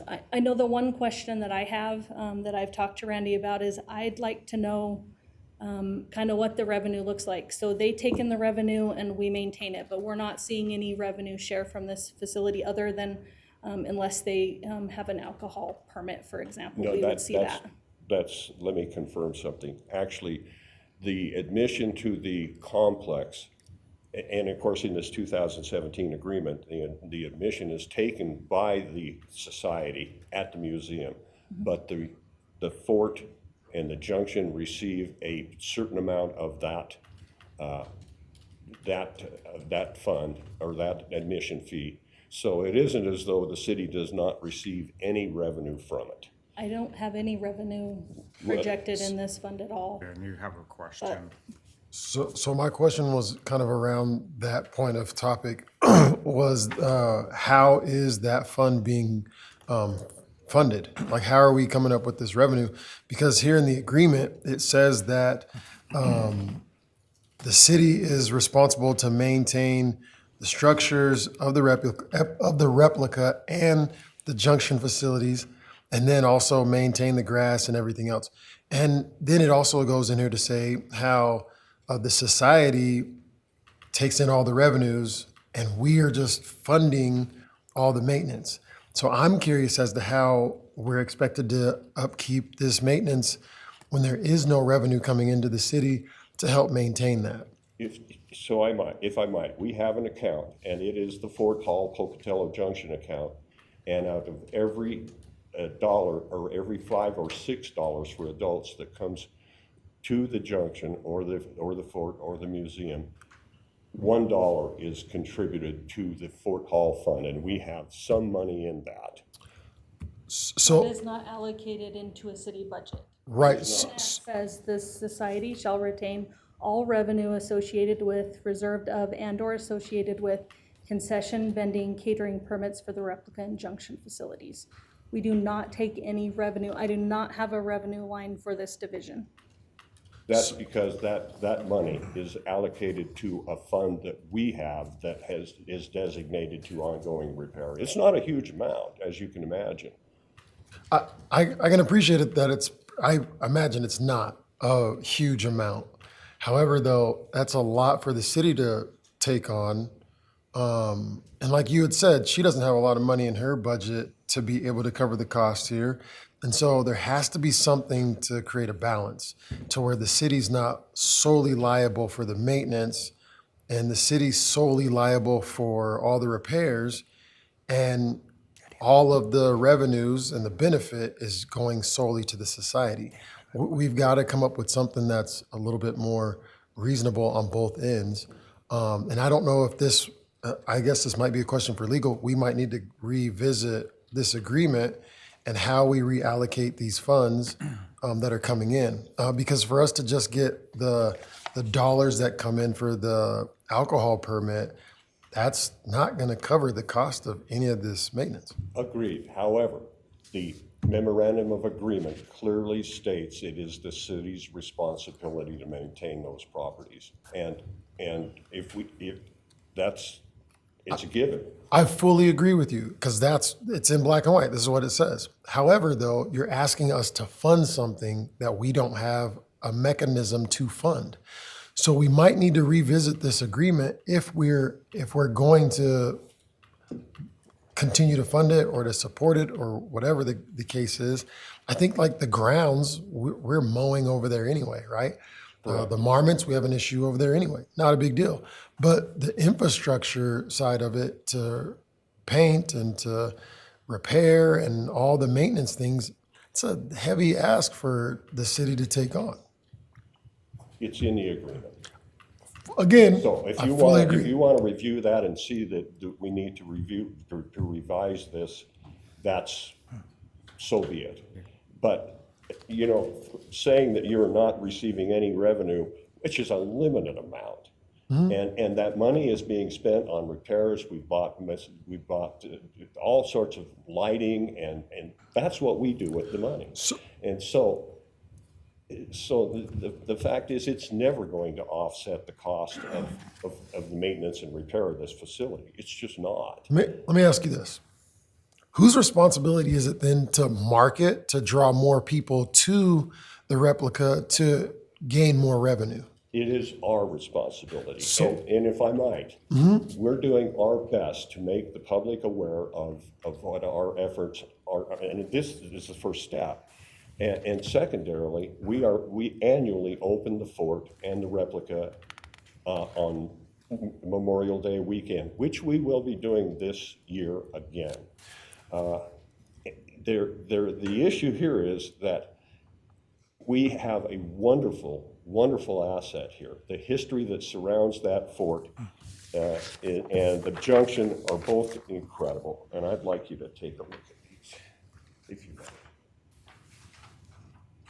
Pass it down.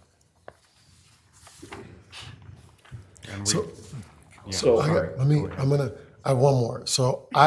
Go ahead. I'll let you finish. Are we doing our best? Of course we're doing our best. We're doing everything we can. The society is stronger now than it's ever been, even though we have suffered some real serious blows, because the Bannock County Historical Museum is funded by Bannock County, and they took an option to remove 25% of our revenue, or of our grant from the county this year.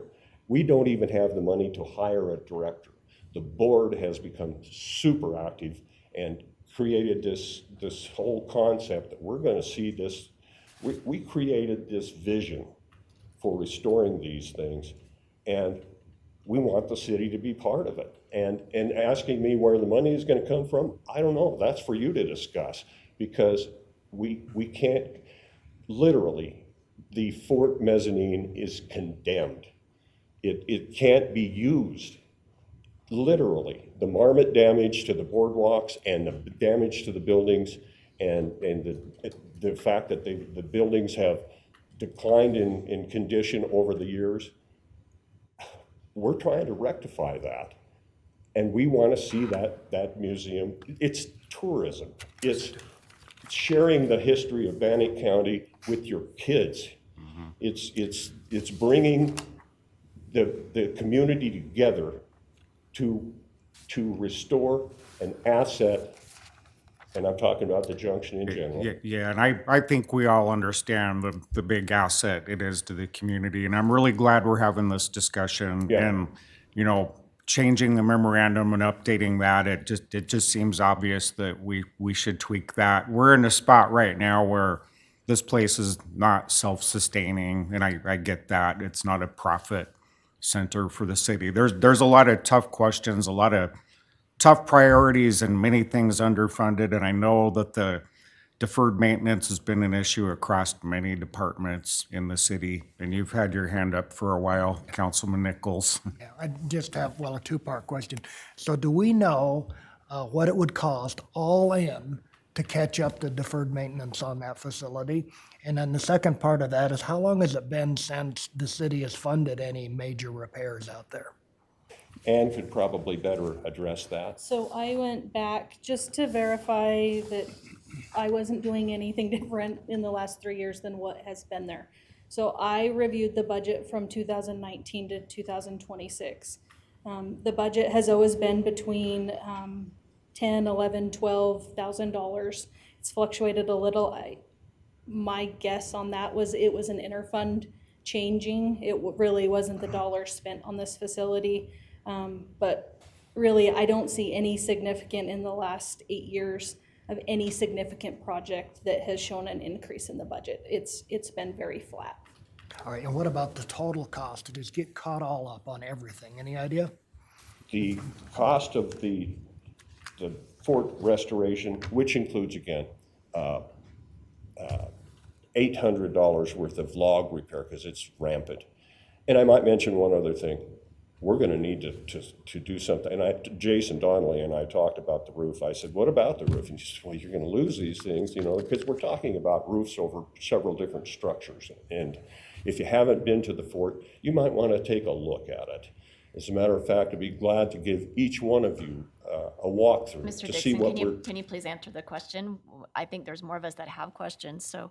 Okay, Yeah. sorry. Yeah, just what, any idea of the all-in cost? To just All-in cost, get caught up just on getting ready everything. to say it, $39,574 for the restoration of the fort mezzanine and logs and other, and then the roof's next.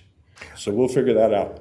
And the junction, what happened was I had submitted an estimate to Ann from Brian Nice before he started digging into the building, to the buildings and their condition, and he had to update his estimate. The other thing we did was we removed any, in the estimate for the Pocatello Junction, we removed any paint and materials and labor to paint from the estimate. So what's the total on the And junction? it is $41,000. Well, but 41,000 presumably isn't going to fix everything in Oh, the yes. everything in the whole complex? It is rehab of each building in the town site. That's right here. Oh, Yeah. okay. Yeah, one other thing. Obviously, we don't need $41,000 right this very minute because we're doing the repairs by the building, and Ann is aware of all of this. So it isn't like we're gonna say, hey, we need $80,000 here tomorrow. We don't need that because the restoration of the buildings is an ongoing process. All right, thank you. To do it all the things he's talking about is approximately $80,000. But that is for each building. That doesn't include some of the boardwalks and some of No, the other amenities. The new bid does, The actually. boardwalks Yes. does? Okay. So 80,000 combined for all buildings that. The replica repair of the mezzanine and the junction repairs of each building. Okay, Yes. and you had a question. Yes. So as a kid, I remember going to the junction, going to the buildings. Right now, what, like, the goals, the purpose of, like, tourists go there, what's the, like, if we kept it, right? What's gonna bring in the revenue? What's the purpose of keeping it? Does Fort Hall wanna come in and help, so that they have representation in that? I mean, I think, it's a cool thing, but like, what are the goals? Why are we, sometimes you have to revamp what why we do something. And so, I'll give you some background. This isn't all about money. Over the years, we have had hundreds, at least several dozen school visits. As a matter of fact, it's a very predominant thing. We have probably brought several thousand students through not just the fort, but the junction and the museum. So that's what we're talking about. That's the revenue you're looking for, because we can't pay for this with revenue. We just can't do it. Our job as a society is to provide that fort and its history to the community, and we're doing everything we can. We have tours going all summer long, and matter of fact, we've even already started. So to say, how are we going to generate enough the revenue is the historic preservation and teaching our kids the history of this county. That's the revenue. Yeah, I got another question down here. So I greatly appreciate the work that you guys are doing. I personally would like to see us revisit this agreement and to see if there's a way to make it equitable for both parties. I understand that there's a constraint financially on your side, but there's also one on our side. And so how can we make this equitable? And how can we really make this less of a burden on the Parks Department and on the city at large? And so in here, there's a clause that says we can terminate within 60 days. We have to have a 60-day notice to do this. And I'm not necessarily posing the idea that we terminate the agreement, but maybe tweak the agreement. And if we can't tweak it to really fit, maybe we do terminate this agreement, because I just don't see a way to keep doing, we're going through right now we're beating a dead horse, in my opinion, because we keep talking about the funding mechanisms, what's there, what's not there. We just know it's not there. So at some point we got to make a decision, and we have to do something, like I said, to be equitable.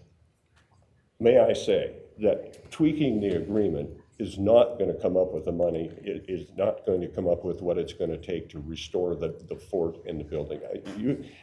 If what you're saying is you're going to tweak the agreement and to make us more responsible for the cost of repair, when clearly the memorandum says it is the city's responsibility. Clearly, the memorandum does say that. However, though, going forward, we're all on constraint financially here.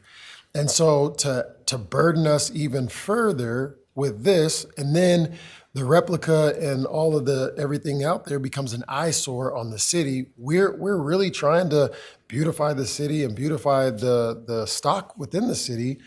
We're not able to do so. So I think that reevaluating is kind of something that needs to be done. Yeah, but I think I hear the other side of what you're saying. It's dropped behind, it got deferred. We didn't, the agreement in place, it wasn't, I get what you're saying, Randy. It's a resource issue that we just have to prioritize, that I'm understanding the fees only will not take care of all this. I think we just need to prioritize during budget and, go ahead. Yeah, so part of my confusion is that we've had about 20 numbers thrown out at us here. And so I'll start by asking Ann, there is a piece of your budget that is dedicated to Fort Hall replica and the Pocatello town site maintenance. Is that correct? That's correct. It's $11,772. Okay, got that. I would argue that is our way of making good on the memorandum that is in place. We do budget money for it. It's clearly not enough, right? Yeah. We don't have enough for sidewalks. We don't have enough for the Greenway trail maintenance. I mean, so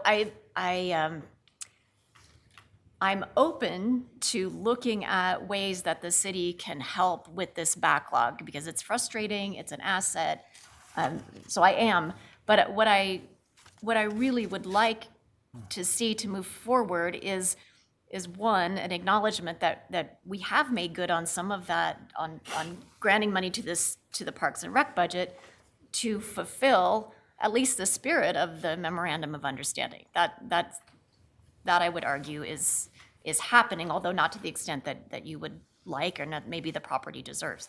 So what I would like is an ask, a specific number ask from us for a portion of whatever you think is the most urgent. And I don't have that clarity based on all the numbers that have been shared. So if I could have that number, then that's something that we could consider during the budget process time. Yeah, and I wonder about the immediate need, that mezzanine at the replica, that sounds serious. And I'm like, I don't know if like a reserve or whatever with that, I'm open-minded to that. Like that seems like a big problem, like getting that mezzanine fixed, and it sounds like almost a safety issue. So I think maybe looking at reserves or something to at least get that portion On the taken whole, it's a care of. deferred maintenance issue, and we're gonna have to make some tough decisions on what amenities we want Yeah. and which ones we can no longer afford.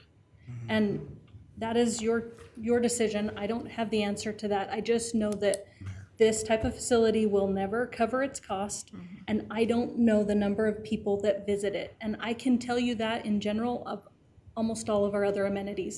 I know which pavilions get the highest use. I know how many people come through the door at the swimming pool and the zoo. And those are things that we need to know to determine, its future. The other thing we talked about, Councilman Satterfield and I, we talked at our Parks and Recreation Advisory Board last week. We talked about this facility, and what came through overwhelmingly is how do you engage the new generation in a facility like this? This is only to bring it up to speed to what it looks like today. That is not a QR code showing a story. That is not an engaging video. That is nothing that changes what this facility is right now and how it was built in 1990. So that's really the bigger question, is what are you prioritizing your deferred maintenance to go towards? Yeah, Councilman Bates. Randy, I've never met you, but you're a very passionate person. And so I really appreciate your passion, and I appreciate you being here and sharing your love for this facility. And I want you to know I recognize that. My view of the city holistically is we have a maintenance problem. I mean, this is the second agenda item just today, right, that really focuses on this issue. And I agree with Ann that we as a council, we have to make hard decisions about what can we really do. We can't afford all the maintenance that we have. It's hard enough to keep the pool staffed and keep the parks green and mowed. And so because you're such a passionate person and you speak very bluntly to us, I think it's only fair that you know exactly how I feel. And I'll be honest with you, I think this is something the city would, in my opinion, need to look at closing and being done with. That's a very hard decision, and I know how you might feel about that, but we have so many needs as a city, and we're gonna have to just start looking at all the assets that we have and saying, there's some things we just simply can't afford anymore. And this is one item I think I personally would vote to say we need to look at closing it. So I'd look at closing it just being done, because I just don't think we can afford it. So, and I understand that me and you would definitely disagree with that, but I want you to know that's how I feel about it. So there's no need to go back and forth with me about the agreement. That would be my position on it. So the rest of the council may feel differently, but that's where I'm at. Yeah, Councilwoman Swanson. Okay, yeah. I would also add one more piece to the request I made earlier, and that is the attendance numbers. Like, who is? We have an accurate record of all of those. So I would like to see that. Who comes in, what do they pay, what are the revenues, any kind of seasonality related to that. I would appreciate knowing. I'll put that report together for you. Okay, that would be great. Now, Thanks. two things. One thing I want to have we made any effort to create QR codes and have this fort opening a huge event in the community, which I think it can be? Yes, we have. We're on Facebook. We're doing what we're doing. We're creating QR codes. We're we're doing everything we can to keep this thing afloat. And I can't see that the city is in a position to say we're gonna close it. I mean, it's. I understand that, and Yeah, I do, yeah. So, and then secondarily, the maintenance and repair of the junction is something that could come out of her budget on an annual basis, and we go from building to building to building. Meanwhile, we're gonna see that facility completely painted and restored in that respect and cleaned thoroughly by the service missionaries, and we'll take that part of it on. And the other thing is are we providing are we putting any skin in the game here? Yes. We found $5,000 worth of roofing. We found probably about $6,000 or $7,000 worth of volunteerism to paint the thing. And we've also found a way for the city of Pocatello and the junction to afford the paint. So it isn't like we're not putting any skin in the game. And I would like to propose that we do find a way to restore that fort. That one is a big nut, I understand. We're out there looking for sources, funding sources. Anna even brought it up because I brought it up to her.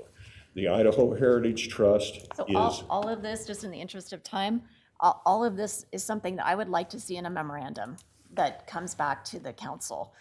What you've put in, the volunteer hours you've found, all of that consolidated in with the data about your visitation records, numbers, and then what specific ask you would like dollars in this city budget cycle. Okay. Yeah, and that we do need to wrap up maybe one or two more. So I agree I lean more towards Councilman Bates's sentiments. However, though, if we are going to have a new memorandum presented to us, I'd like to see where we can cut the difference also. What revenues are coming in and how we can reallocate, kind of like we do with For Golf, as they're the concessionaire. How can we possibly work up something like that? Because right now, as it stands, this thing is more of an asset for your society than it is for the city. Just my personal opinion. And so I'd love to see those things added if we're going to readdress this in any fashion. So moving forward, you'd like me to make some adjustments and bring a proposal with the data moving forward for the budget process, correct? Yes. For next year's budget. Okay. Or if there's an immediate need for this year, I think we got to consider that too. Like that mezzanine, for example, is it at the end of its life this year? That one I worry about a little bit for taking to next year. They've closed off the stairs to not allow access up on the Okay. mezzanine. But keeping in mind, by closing off the stairs to the mezzanine, you've closed effectively three display rooms, which are fabulous. Yeah. And you basically are making the museum or the fort not as user-friendly as it was. And again, there's the liability. So. Okay. This is my problem with this, though. If you bring me an idea that's going to take, let's say, 15,000, we throw 15,000 at it this year, and then next year we come up and say we're going to terminate or close the thing down. We've just threw $15,000 at something that we're not going to continue to maintain. So there's really no point in coming up with something in this budget cycle to say, hey, this is the immediate need, just to close it down the next year. Let's come up with an agreement first, and then let's see where we can go from there before we throw money at something that is just going to be a waste. I might say one thing. Two of you have said, we're just going to have to close the fort. We can't do that. As a society, as a community, we cannot do it. The city cannot do that in good conscience. You can't. That historic preservation is so important to this community that we just, I candidly, I don't want to hear the fact that, oh, well, here's the option, let's close the fort. That makes no sense to me. And I believe that that the preservation of history in this community is, it's just as vital as it's ever been. And we can't close a fort that was in 1963 built by the Fort Hall Commission. And that in itself is a historic preservation project. Coming up with the money, building that fort replica to the original standards with the blueprints from the original fort. Yeah, Candidly, I don't want to hear. yeah, we do need to wrap up and move on. But I like that direction going ahead, like some more of kind of a formal proposal. You know, this is just to get the pulse of the council and the direction and some thoughts that we need to formalize, to just have a formal proposal. Okay, so we need to provide to you what? We need to have a discussion about the MOU, talk about attendance numbers, look at revenue, evaluate all of that, bring that to council and say, here's what it would look like, a draft MOU, and see if they want to bring that forward. And then we would also discuss the budgetary needs of the facility. Yeah, a formal ask and a timeline prioritization. I'll be super brief. Yes, sure. You know, it's like with Brady Chapel, like if you already have some money in your budget, can that be used? But then, was it Friends of Brady Chapel, you know, grants, donations, volunteer efforts? Like, to me, that just seems the route.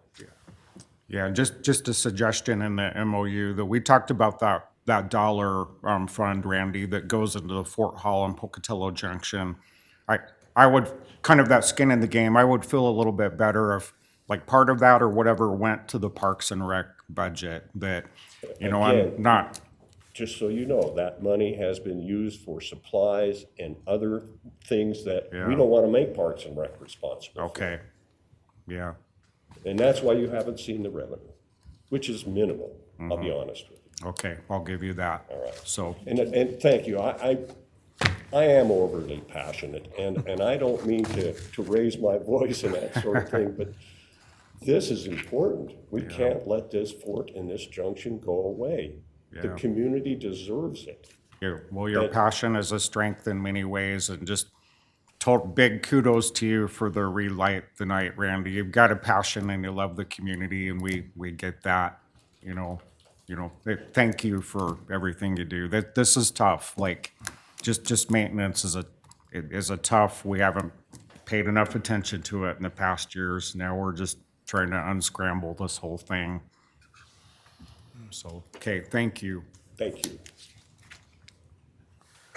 All right, agenda item 8, we have code for implementation proposal from the Pocatello Police Department.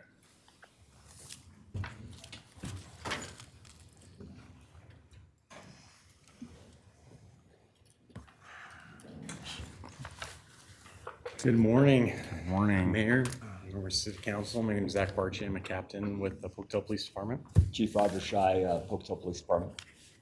Before we get going too much, we were both there for both the basketball game and the CASA cook-off. Basketball game was a little rough. We're gonna get prepped for next year. CASA went excellent, and we made over $8,000 for that program. So, awesome.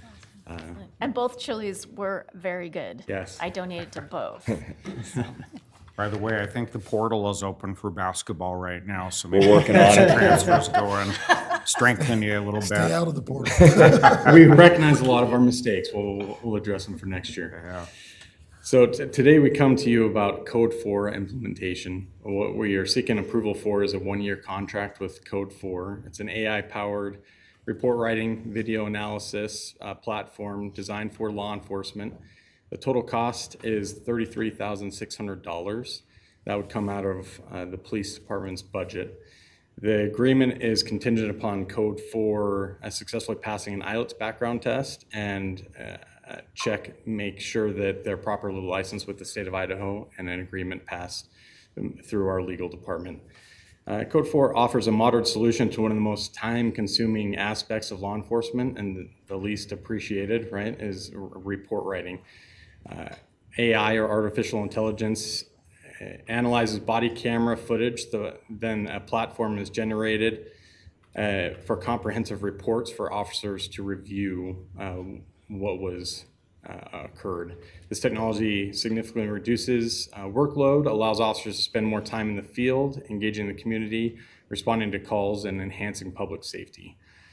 Truly adapting this technology puts us in a position for the department to improve efficiency, enhance our report writing, which we constantly talk about and we want. We want to give good product to our legal department and partners, and optimize staffing resources within the department itself.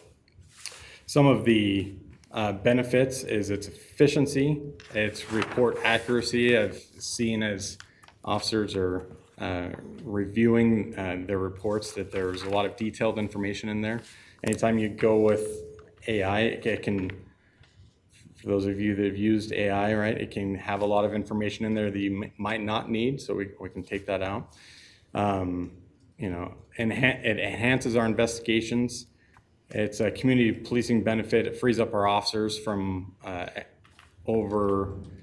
paperwork and giving them the opportunity to go back in to the community for either community enhancement or for more time in taking more calls.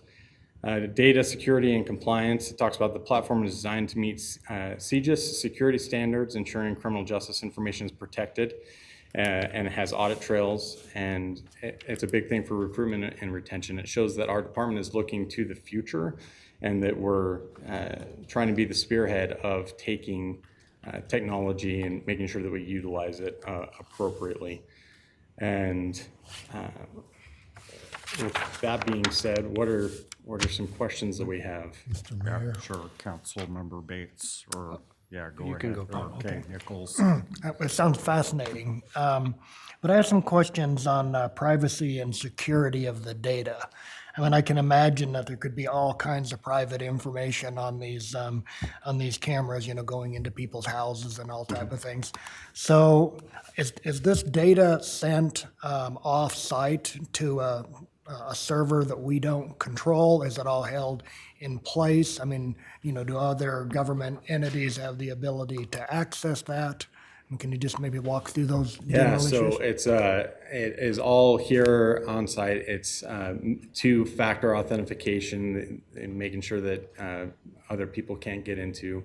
When that report, so if an officer goes out, has body camera footage, comes back to the station, they can get into the report. They take that over, and they still have to put it onto our CAD system to submit to legal. Now, the nice thing about this is they go through and they review that report for accuracy and detail to make sure that some of it, if it says the sky was blue and it was a beautiful sunny day, we don't need that information in there, right? They can make sure to delete that out. Maybe it missed something. They can make sure that it has all the information in there that it needs. And then they can submit the report to legal for the next steps. And the system for Code 4, it's only retained for approximately 60 days, and then it's deleted and gone. All right, okay, thank you. I have just a few questions. One specifically about this company. Do you know how long they've been in business and how many agencies they work with? So they're a recently new company. The owner, his name is George, right? He went to school at MIT. He left MIT and created this business because he saw a need for the report writing for the future. I know that he is all over the nation. He's talked about Hawaii and California, but I don't have an exact number of other agencies. Okay. And then as far, you know, it seems like the main purpose of this is obviously saving time along with accuracy. So if it takes you an hour to write a report, how much time are we expecting this to save? So if I came back and I either dictated or typed out a report and it took an hour, this whole process can be done in like 10 minutes because the report's already there. The majority of what officers are expected to do is actually review and make sure that all the details are in there, right? So it's saving a significant amount of time. Okay. And then Chief, for you, with this platform, do you anticipate that there'd be any ability for a reduction in staff because of this? What I foresee is the ability to not ask for additional staff. Last year, our department was reduced by one officer and one stenographer. So we needed to look for a different way of how do we keep up with the demand of the reports with all the annexation and the complexity of the investigations that we have to complete, especially with the computer forensics that we're doing with cell phones and the details that need to be put into those, the increase with the mental health and the increase of the call loads for child protection services that we have seen and the details that are in that.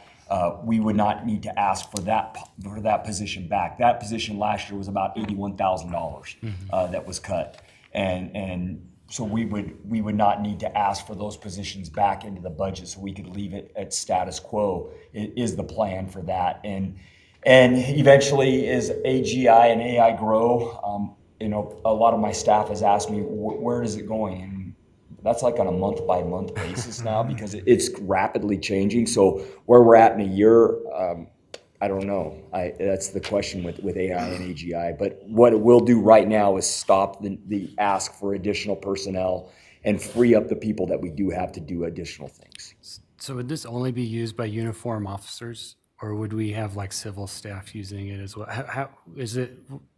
I guess is it only officers writing reports that this is going to be used for? So let me. I wanted to piggyback off the last question real fast. I want to make sure that the council knows that this is a great technology and we should be going, in my opinion, going towards this. However, this doesn't take care of all reporting aspects all the time, right? There is still very much a need for officers. Sometimes they will not have to use the system. If it's maybe, a barking dog that they couldn't find, they won't use the system. If it's a homicide investigation, right, then they could use this as a tool, but there's a lot of details that we need humans, right? We need the people to put into the reports and make sure to act. So this is kind of a great filler that will save us time in some aspects. Yes. To answer your second question, who is going to use this? Right now, it is sworn personnel. Do we have that ordinance too? And ordinance team.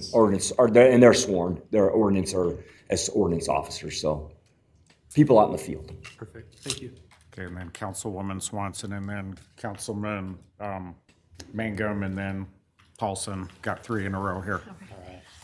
Has there been an opportunity for this software to go through a pilot period where officers have tested it out already? Yeah, so we're currently in a pilot period. Okay. We've been in it for several months. With any technology, there's nothing that's perfect out there. Sometimes it breaks, sometimes it goes down. It's been something that we found to be, at this point, very beneficial.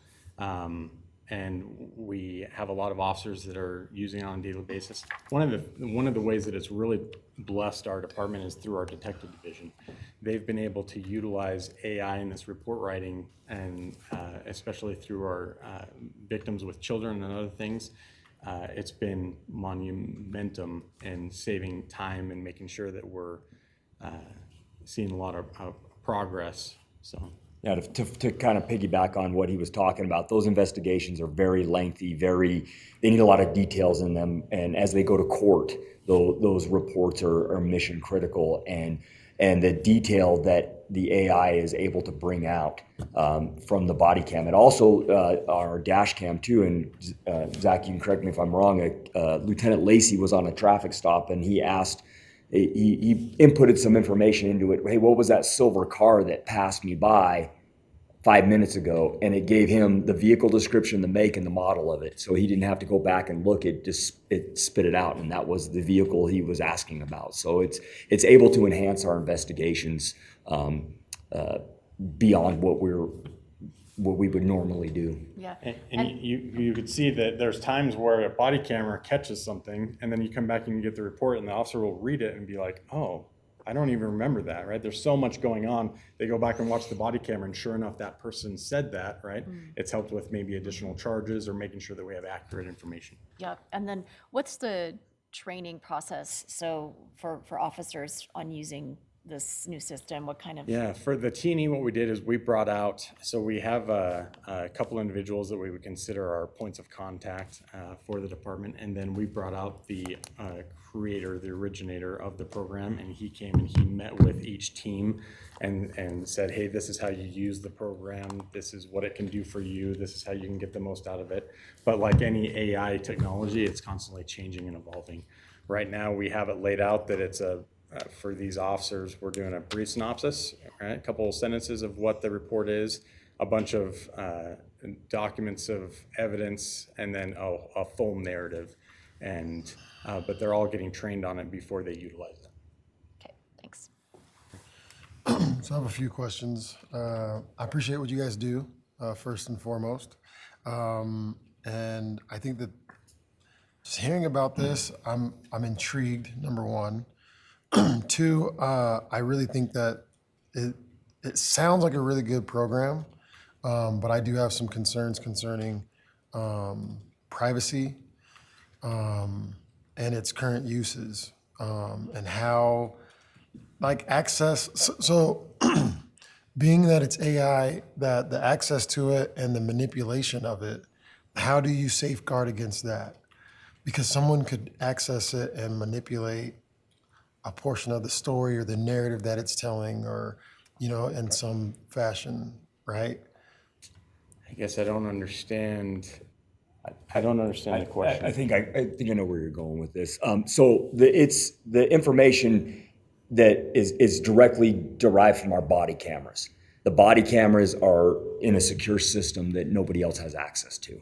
So it's not like that information is going to a third party, like we're sending it to a third party for them to transcribe it. The AI is built into directly here at Pocatello Police. And there's no back door for, say, Officer Barchi to come around and be like, actually, this is kind of what I really think happened. No. Or because I'm covering my tracks, kind of thing. You know what I mean? Yeah, no, there's no backdoor, and you have to have access to get on the system. You have to have multi-authentication to access the system.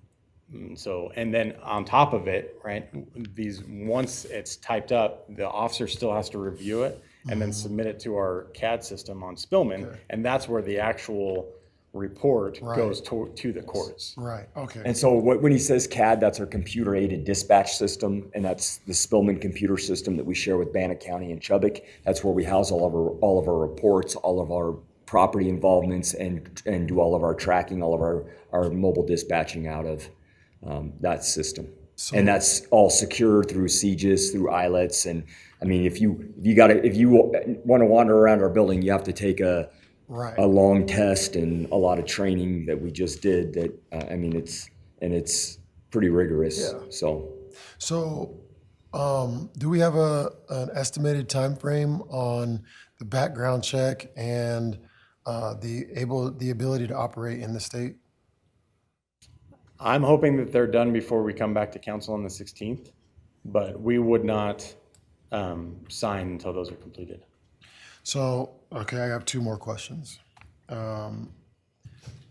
This information, I imagine it's admissible in court.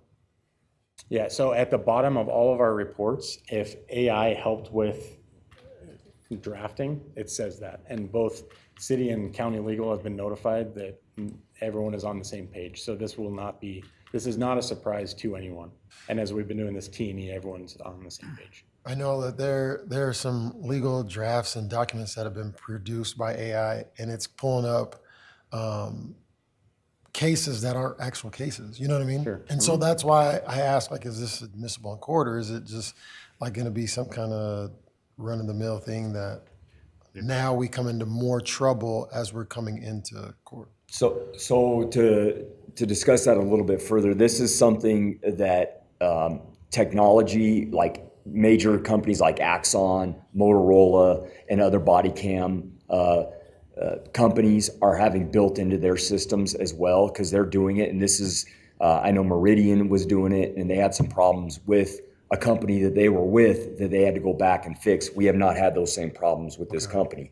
But this is the wave of the future. Mm-hmm. And we are on the front end of it. This is the way that reporting is going to be as this takes over the country. And all police departments are eventually going to be on some type of AI system for reports. It's just the wave of the future, and how we navigate it, and making sure that the information's secure and correct, making sure that the documentation that we submit is reviewed by legal, and that the disclosure at the bottom, by not only by our legal, but by the Bannock County Prosecutor's Office, So there are other agencies in the state that are using this right now, and so it's just, So my last question, Captain Barchi had made the comment that 60 days and the deletes from the system, correct?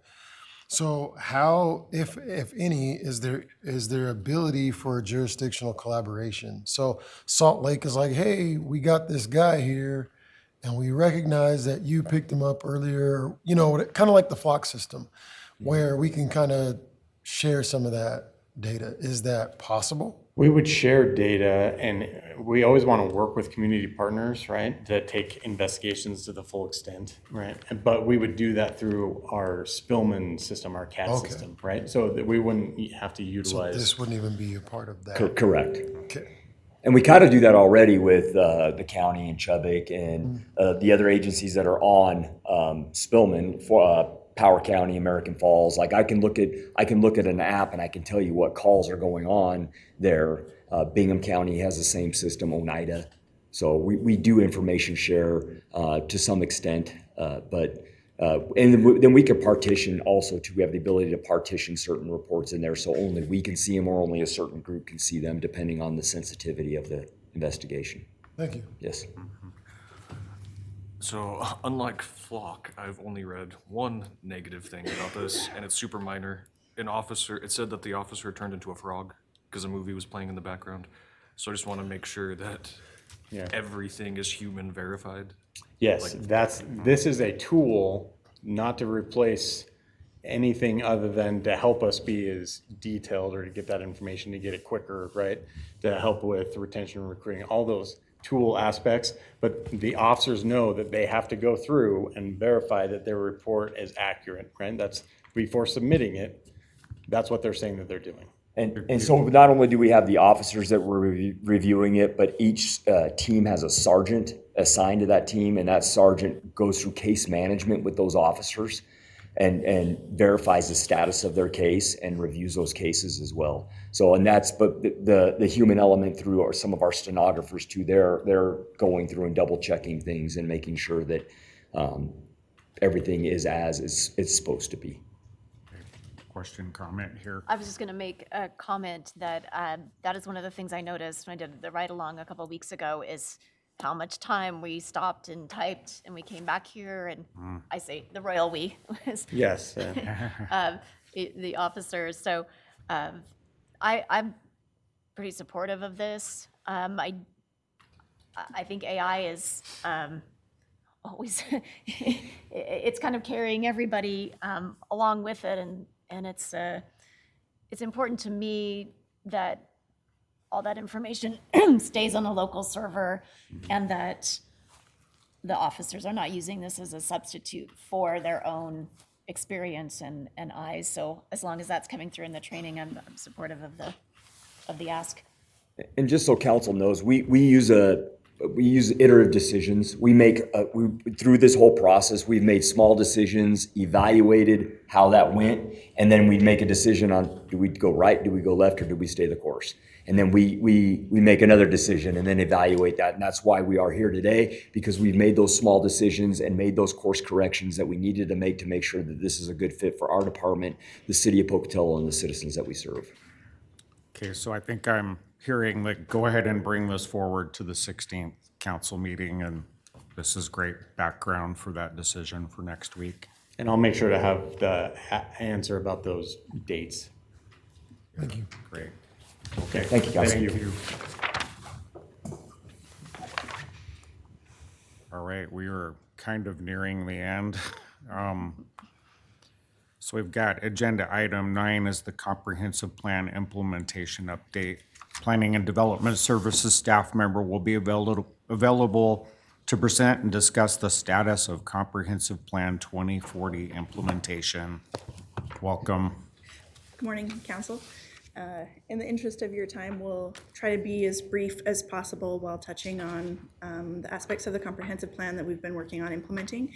So some of these slides we're going to zip through. If you have questions, feel free to stop either of us. Oh, Becky Babb, Planning Manager.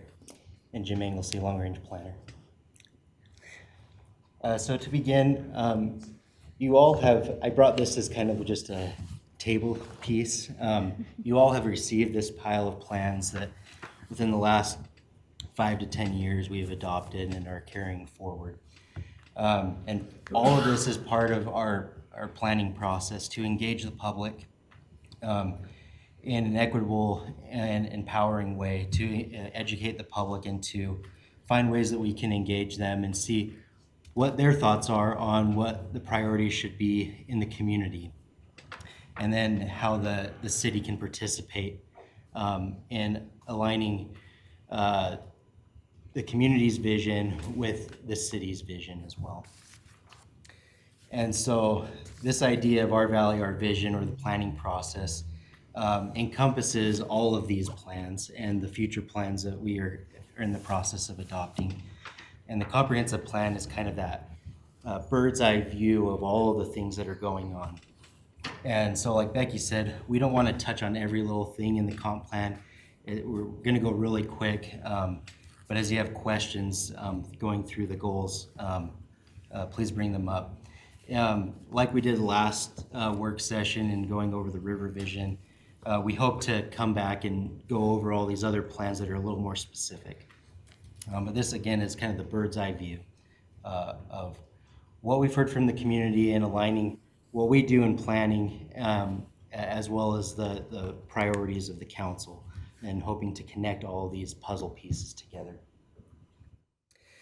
And so, again, the comprehensive plan is built on the community values, what we heard from our 2-year process of engaging with the community.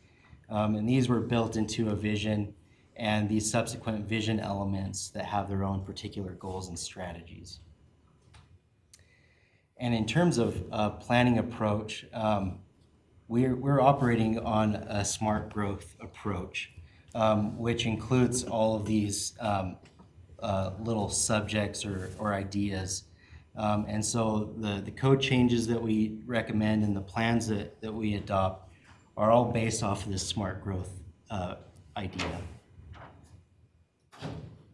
And then as we go through these are the 7 vision elements that make up the comprehensive plan and have informed all of these other plans that we've been working on as well.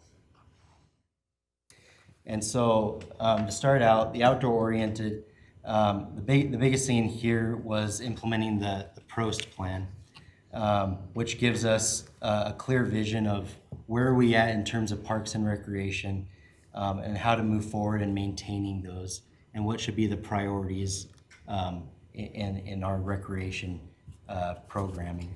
So as we go through these, we've put in bold each of the projects or pieces that we think we've been working actively on or have a piece that's been completed. So we've completed the PROST planning process. Obviously maintenance is going to be your word of the day.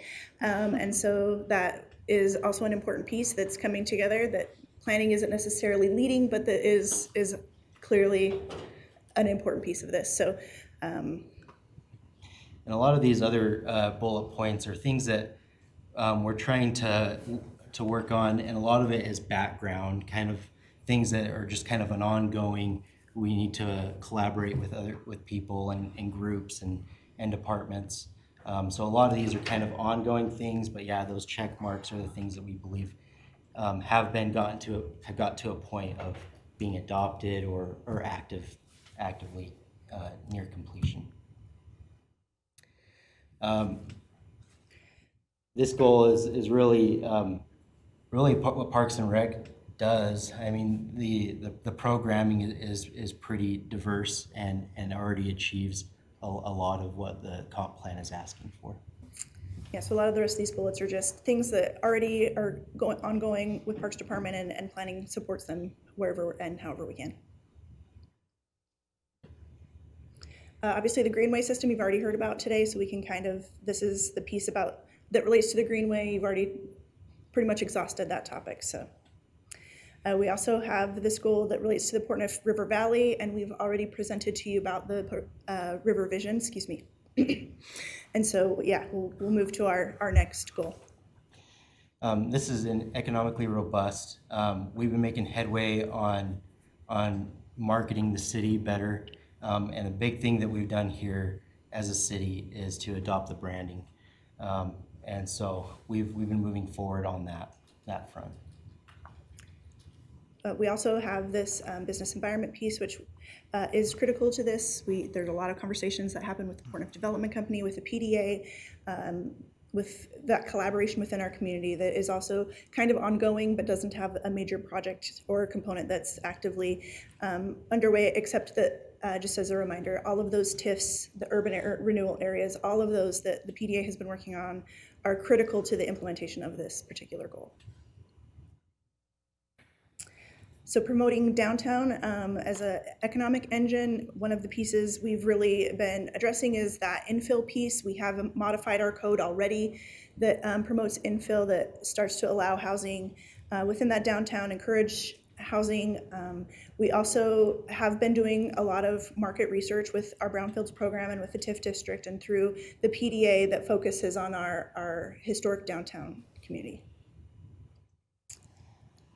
This leader in regional economics, the airport master plan is a piece that we have talked about recently with council. The PDA has also discussed that with council. Regional planning efforts are always ongoing. So that is collaboration with BTPO, with our other area, the city of Chubbuck, the county, the regional entities that we work with to build that piece of regional economics. As far as the air, rail, and ground infrastructure, we're always looking for funding for those. As Tom will tell you, there are so many projects going on in downtown this summer that we're almost to the point of concern, but not yet. The environmentally resilient portion, a lot we've talked about with the Port Neuf River Vision. And so this is building off of that ground and surface water protection in the Port Neuf Valley. A lot of these projects are very long-term, right? These are not things we're going to knock out this year, next year. So, and again, this is kind of the same, that conservation piece. One of the pieces that we could have bolded here is the recycling, which again is not a planning project, but the comprehensive plan is meant to be citywide. And so that's a piece that has been really critical recently and that is actively moving forward. This climate action plan, this is a very long-range goal and will be, at the direction of City Council as and when you determine how you want to undertake a climate action plan. These compact development patterns, we have been working on those, again, increasing densities, adjusting for infill, adjusting for parking, adjusting for open space and the foothill preservations. Those are all things that we've been bringing to you slowly. You're well aware of our brownfields work that Christine has been really successful in obtaining funding for. So these are pieces that we have in place and are moving forward actively, as well as pieces that will be addressed when we redo our full zoning code, and that should start this summer. This also touches base on landscaping for xeriscape principles, and we've approached you on that, at least for some city-owned properties. Our transportation system, this is primarily a goal of PRT. However, as Christine mentioned, planning has been working with PRT to help fund different projects. This could include our Alameda transfer station that's in design and should be in construction this summer. So these are all pieces that we are actively working on and with PRT primarily. This next one is connected, safe, and accessible. A lot of this is going to be infrastructural improvements to improve pedestrian, bike, and motor vehicle accessibility throughout the city. And we've primarily funded this, as Christine mentioned again this morning, with that CDBG money that was a match to a PRT grant. We focused on 2 areas so far, and that's really been able to help us with some of that sidewalk. And then obviously there have been a lot of pathway projects that have been in progress and in development. So that safe transportation for all users, this is also just coordination a lot with the BTPO, Devin Hillam with our regional transportation providers, and Pocatello Regional Transit. And so we, again, that Alameda transfer station hits this goal quite nicely. This evaluating roadways, sidewalks, and pathways, we did complete a Safe Streets and Roads for All Action Plan grant that did identify places where we can kind of improve things like safety and mobility. So we have an action plan there that is in this pile somewhere that does include a lot of opportunities for places we could improve safety, et cetera. We have to be slightly cautious with this goal right now just because of the way that state funding has gone, where pedestrian focus can't be our main funding. It needs to remain vehicle focused for our transportation systems, but this evaluation piece we've got well underway also, and it's just ongoing collaboration with Public Works. So maximizing our public right-of-way, this is again a long-term goal. This is kind of a piece. There have been a lot of cross sections that have been updated through BTPO's meetings. A lot of city staff are on those. Some of you are on BTPO's board, so you'll recognize a lot of these pieces regarding right-of-way, and then that first goal on their Terry First report. We have funded Terry First, had part of the money taken away, most of the money. We'll continue trying to fund that, but we do have the initial design under contract to do that initial design work. So, and then maintaining these existing infrastructure. This is a lot of collaboration with Public Works. That public-private partnership, that bullet is related to Google Fiber. So that's one of the pieces that has been being implemented that took a lot of coordination. And so a lot of, again, infill. We had this kind of discussion last night where at Planning and Zoning, we have an application that will be before the council where transportation is always the piece that people want to talk about. And so both the Public Works Director and the streets superintendent were there to help discuss this, talk to the public, and talk about our goals related to our infrastructure. In terms of civic collaboration, a lot of these goals are the way we approach interacting with the community and how we work with them. It's more policy driven than anything else. And so a lot of it talks about how can we work with the citizens to improve their quality of life, and how can they be engaged in that process. And a lot of what we do in every single plan that we implement, we do a lot of this collaborative planning method by bringing people to the table, seeing what their concerns are, and then marrying that with our planning approach. But as a city, how can we create additional ways that we can bring groups and organizations and people to the table? And that's what a lot of these goals in general will go over. And working with our regional partners as well in topics like growth and transportation, those things that really impact the region as a whole.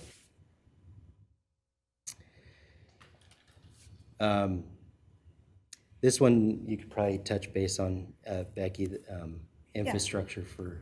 So again, this is this public safety training facility is a top priority. This plays nicely into the council's goals, and I know you have a lot of thoughts on this public safety training facility, and then the ability to expand this building for first response type uses.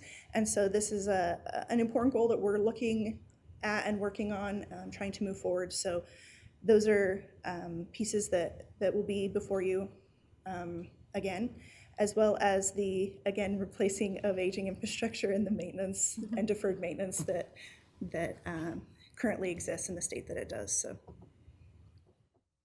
The next is authentic and affordable neighborhoods. We've been really active with neighborhoods to determine what their needs are and what they like to see in their neighborhood.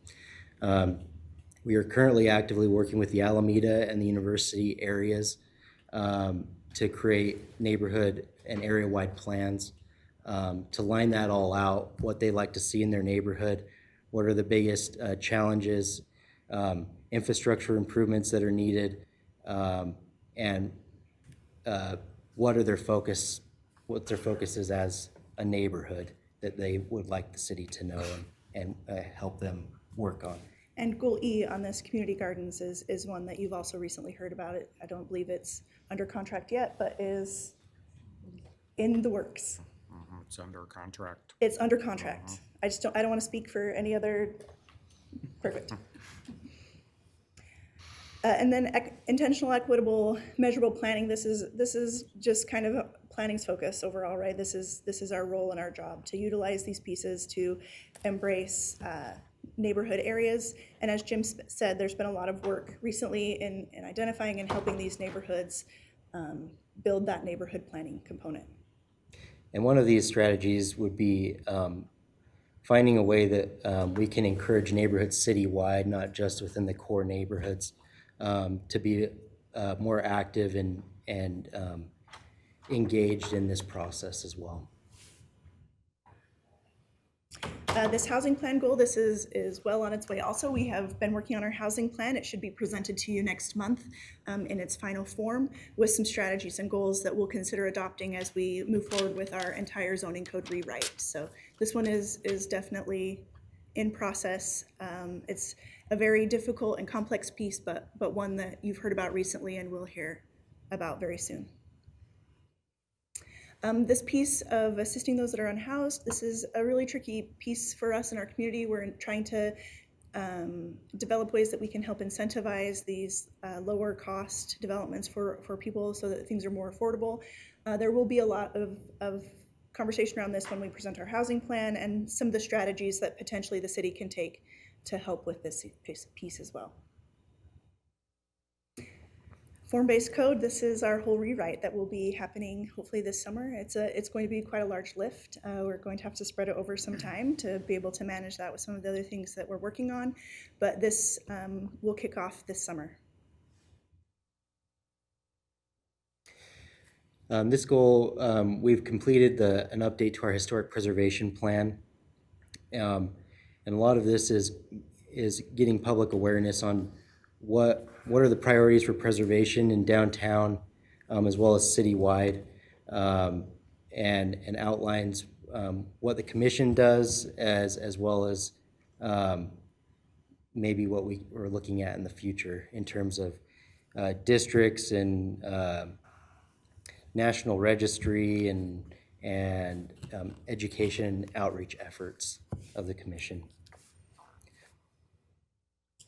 This creative community piece is a piece that is very important to the council. It's one of your top priorities, is to beautify our community. And so this is one of the main goals currently, right? Beautification efforts, finding funding and opportunities where we can create those pieces to beautify our community. As far as item D there, we have started to have a conversation with Pocatello Art Council after some pretty extensive conversations with our street superintendent about what public right-of-way art could look like on those utility box wraps. So that would be in addition to the murals and sculptures that have already been developed over the last several years. So this cultural hub, this goal for our creative community, this is also one that's a more long-term goal, right? This is not something that we'll knock out of the park in just a year or two, but definitely is a piece where we're trying to create that atmosphere of creative, incentivized beautification processes and collaborating with local entities to help implement some of these goals. You can think of Terry First as one of the prime examples of this goal. So engaging in the expansion of our public spaces, this is fairs, festivals, inventory. Lookout Point has gone a long ways towards achieving this goal, but again, this is a goal that probably will never be achieved in full, right? It's something that will always be underway to create and help facilitate those public spaces. Downtown Pocatello, again, Lookout Point is a really good example of this, as well as our Pocatello downtown plan, which we've done, and working through that TIF district with the PDA. So these are our opportunities to help bring that creative piece into our historic downtown. And this, again, is more of a council goal than a planning goal. But again, it's creating those opportunities for collaboration and fostering that space to allow for green space and other types of art available in our community. So we tried to really be mindful of your time and zip through those. That is a lot of information. Obviously, as Jim mentioned, we have provided you with copies of this. I will say Jim does an incredible job. We've done more planning in the last few years with Jim, and our comprehensive plan is being copied by other major cities because of what an incredible job that Jim did in building our comprehensive plan. We're very lucky to have him be here and helping us work with that. So you should have copies of these. If you don't, please let me know and we'll get you copies, but we'll take your questions and again, be mindful of your time. Yeah, and this is hugely informative. And as you've gone through this, I have good peace of mind. The council had a planning or strategic planning session a couple, 3 weeks ago. And I'm really proud of everyone for like being astute to the 2040 plan and working all of those. And so I feel good of the trajectory that we're on and all the planning efforts. We probably don't have a lot of time for questions. If you have one or two earth-shattering ones so we can get going. Oh, I don't know if I can handle earth-shattering, Corey. Yeah. No earth-shattering questions, just a comment. Just want to echo your comment that there's multiple cities throughout the state people I've talked to, and they're in awe of this plan that you've put together. Super impressed, and they are starting to make their plans look kind of like our plans and implementing some of the practices. Actually, a lot of the things that the staff does here in the city of Pocatello is recognized all throughout the state as a first, and take notes from how Pocatello does it and all these things. And so I just commend you guys for the great work that you guys are doing. Thank you. Absolutely, yes. Okay, thank you. Council, should we take a quick 5-minute break? Because then we're going to skip agenda item 11, the updates, not 10. You guys have been hanging out forever. But we'll take a 5-minute break and reconvene.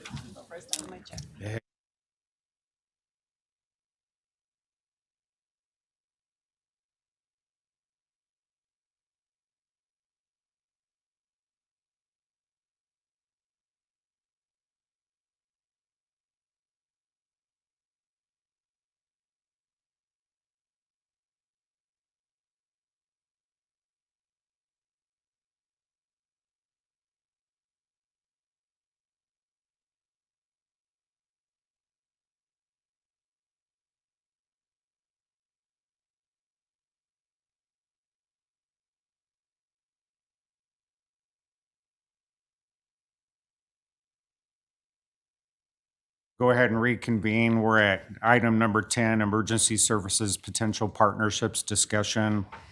Pocatello Fire Department and Pocatello Police Department members will be available to discuss potential emergency services consolidation. And this is really like the first step, just having a discussion about this and being educated. And we're not making a decision today to consolidate anything, but we're being educated and seeing what the possibilities are to be more efficient. So welcome. Thank you for persevering for such a long time. You're welcome. Yep. My name's Roger Shine, the Chief of Police for the Pocatello Police Department. Shane Grohl, I'm the interim chief for the Pocatello Fire Department. Okay, so we thought, and I asked interim chief Grohl just to start out with some discussion and educate us a little bit, like kind of what are the possibilities, for example, of consolidated agreements with Chubbuck or Bannock County, or what's been tried in the past. And I know there's lots of questions with dispatch. So maybe just for starting out, what in your mind would be possible to make things more efficient and improve service and efficiency for all of Pocatello and Chubbuck or Bannock County? Kind of a broad question, but we talked a little bit in advance. Yeah, so as soon as, you may or may not know, but Chubbuck also just got a new fire chief. And as soon as Chief Clark was named as the fire chief, we started working with him. We've tried to really create a good relationship with them and be able to do a lot of collaboration. We sent through a automatic aid agreement through our legal, and it's currently at their legal. And so that's kind of a starting point for us. What that automatic aid would mean is if Chubbuck had a fire in their city limits, automatically dispatch would send an ambulance and an engine, or whatever we decided, to that fire just to help them. So they would have EMS coverage, and they would have additional fire coverage. Same thing would happen for us. Like when we had the Highland Fire, we had to request their presence there. We said, hey, Chubbuck, we need help. We have mutual aid agreements with them, but what this does is this is more of an automatic system, so they would automatically be there. The other thing we're doing is our fire prevention is working with Chief Clark. We're getting them set up with our inspection materials and some other things so that business inspections there in Chubbuck will be very similar to ours here in Pocatello. So we're just trying to collaborate and cooperate with them. Some of the reasons that I can come up with that would be better to consolidate is because of that automaticity, it would give us better service. It would give us better safety for both communities. And because of the economy of scale and some of the other things we'll go through, I think it's a little more fiscally responsible. It'll give service to the community quicker, and I'll try to run through these fast. We'll be able to access border homes and the border of each community better and quicker. It'll give us better safety standards. We'll be able to meet federal and national standards for our employees.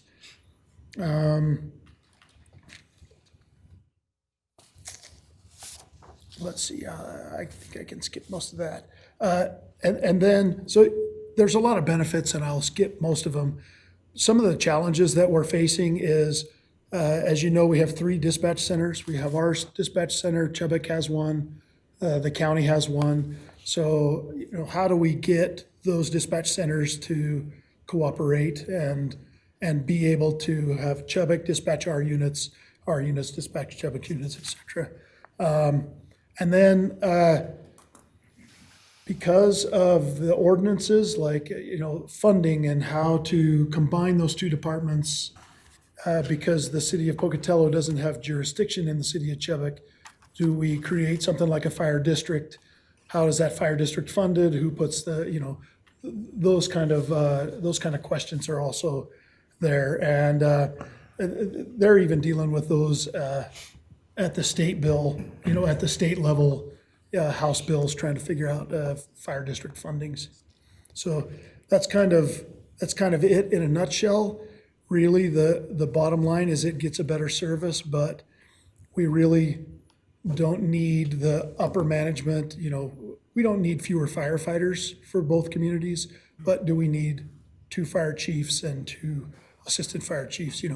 I think we can economize those things and use that to better serve the public. Okay, and Chief Shy, did you have anything to discuss first, or? Yeah, so I've been thinking about this as some of the council people have spoken to me about this. I think we have a great resource with Idaho State University here. I would, if we're gonna have a serious discussion about that, we need to look at what data and facts and dollars, right? I mean, that's I think that it would be a good opportunity to first step. My opinion would be to talk to, and I'll give you a little bit of background on this because Keith Frank, who used to work for Channel 8 back in the day, did this like in 2000. He did a master's project at Idaho State University. I think there's 3 options that that we could send to Idaho State University, either a master's program or a PhD program. And first would be, what does it look like to combine the cities? Totally. If that's what you're looking at, what does it look like to combine the cities? The next question, then that could be one master's or PhD project. The second one could be, what would it look like if you combined first responders services? And the third would be, what if you kept the cities independent of each other, but combined all services? That would be like public works, streets, sanitation, all that. So I think those are three options that we could look at. That would give us some real dollars that we could talk about. Because if it looks like, hey, we're gonna save $1,000 and, 2 cars or a fire truck, really is the juice worth the squeeze? And that's what we need to look at, is the juice worth the squeeze. So that would be one of the things I would address. One thing I can address with the council is the dispatch situation. So we formed a 911 committee when this was brought up several years ago. Myself, Sheriff Manu, it was Chief Giberson, now Chief Sasser's on it, Chief O'Hearn's on it, and Johnny Kettner from the Southern Fire Districts, and it's run by Adam McKinney. Adam is over the 911 program, does a great job. In fact, our district for 911 is looked at by other areas of the state of how to do that. We're a hub. We're a hub in our area, and all these other counties are plugging into it. We have 3 dispatch centers. Our dispatch center provides police, fire for the city of Pocatello, and all of EMS for the entire county. Chubbuck provides fire and police for Chubbuck. Bannock County provides dispatching for the county. They do their jail stuff, they do their courthouse stuff, all through that. They do fish and game, BLM, Forest Service, and any other auxiliary stuff that goes on in the county. Now, if you were looking, the discussion has been long about combining the dispatch centers. Essentially, we are a combined dispatch center because we're all on Spillman. We can see what each other are doing throughout the entire county. And if you were to do something like this, my best advice would be you combine Pocatello and Chubbuck dispatch together, and then you keep the county separate because you have to have a redundant center. If we have to, let's say, evacuate the building because of a fire alarm that's going off, and dispatch will have to evacuate, where would we go? We have to have a redundant center that's close by. The county has had discussions with other counties about consolidation, but I don't know where that's at. That would be the thing that would make the most sense. But that would require Chubbuck to give up their PSAP, their dispatch center, and combine with us. That would require them to do that. My big thing, I would love to get the county to pay for the EMS services that we've been providing for the last, 31 years that I've worked for the city of Pocatello.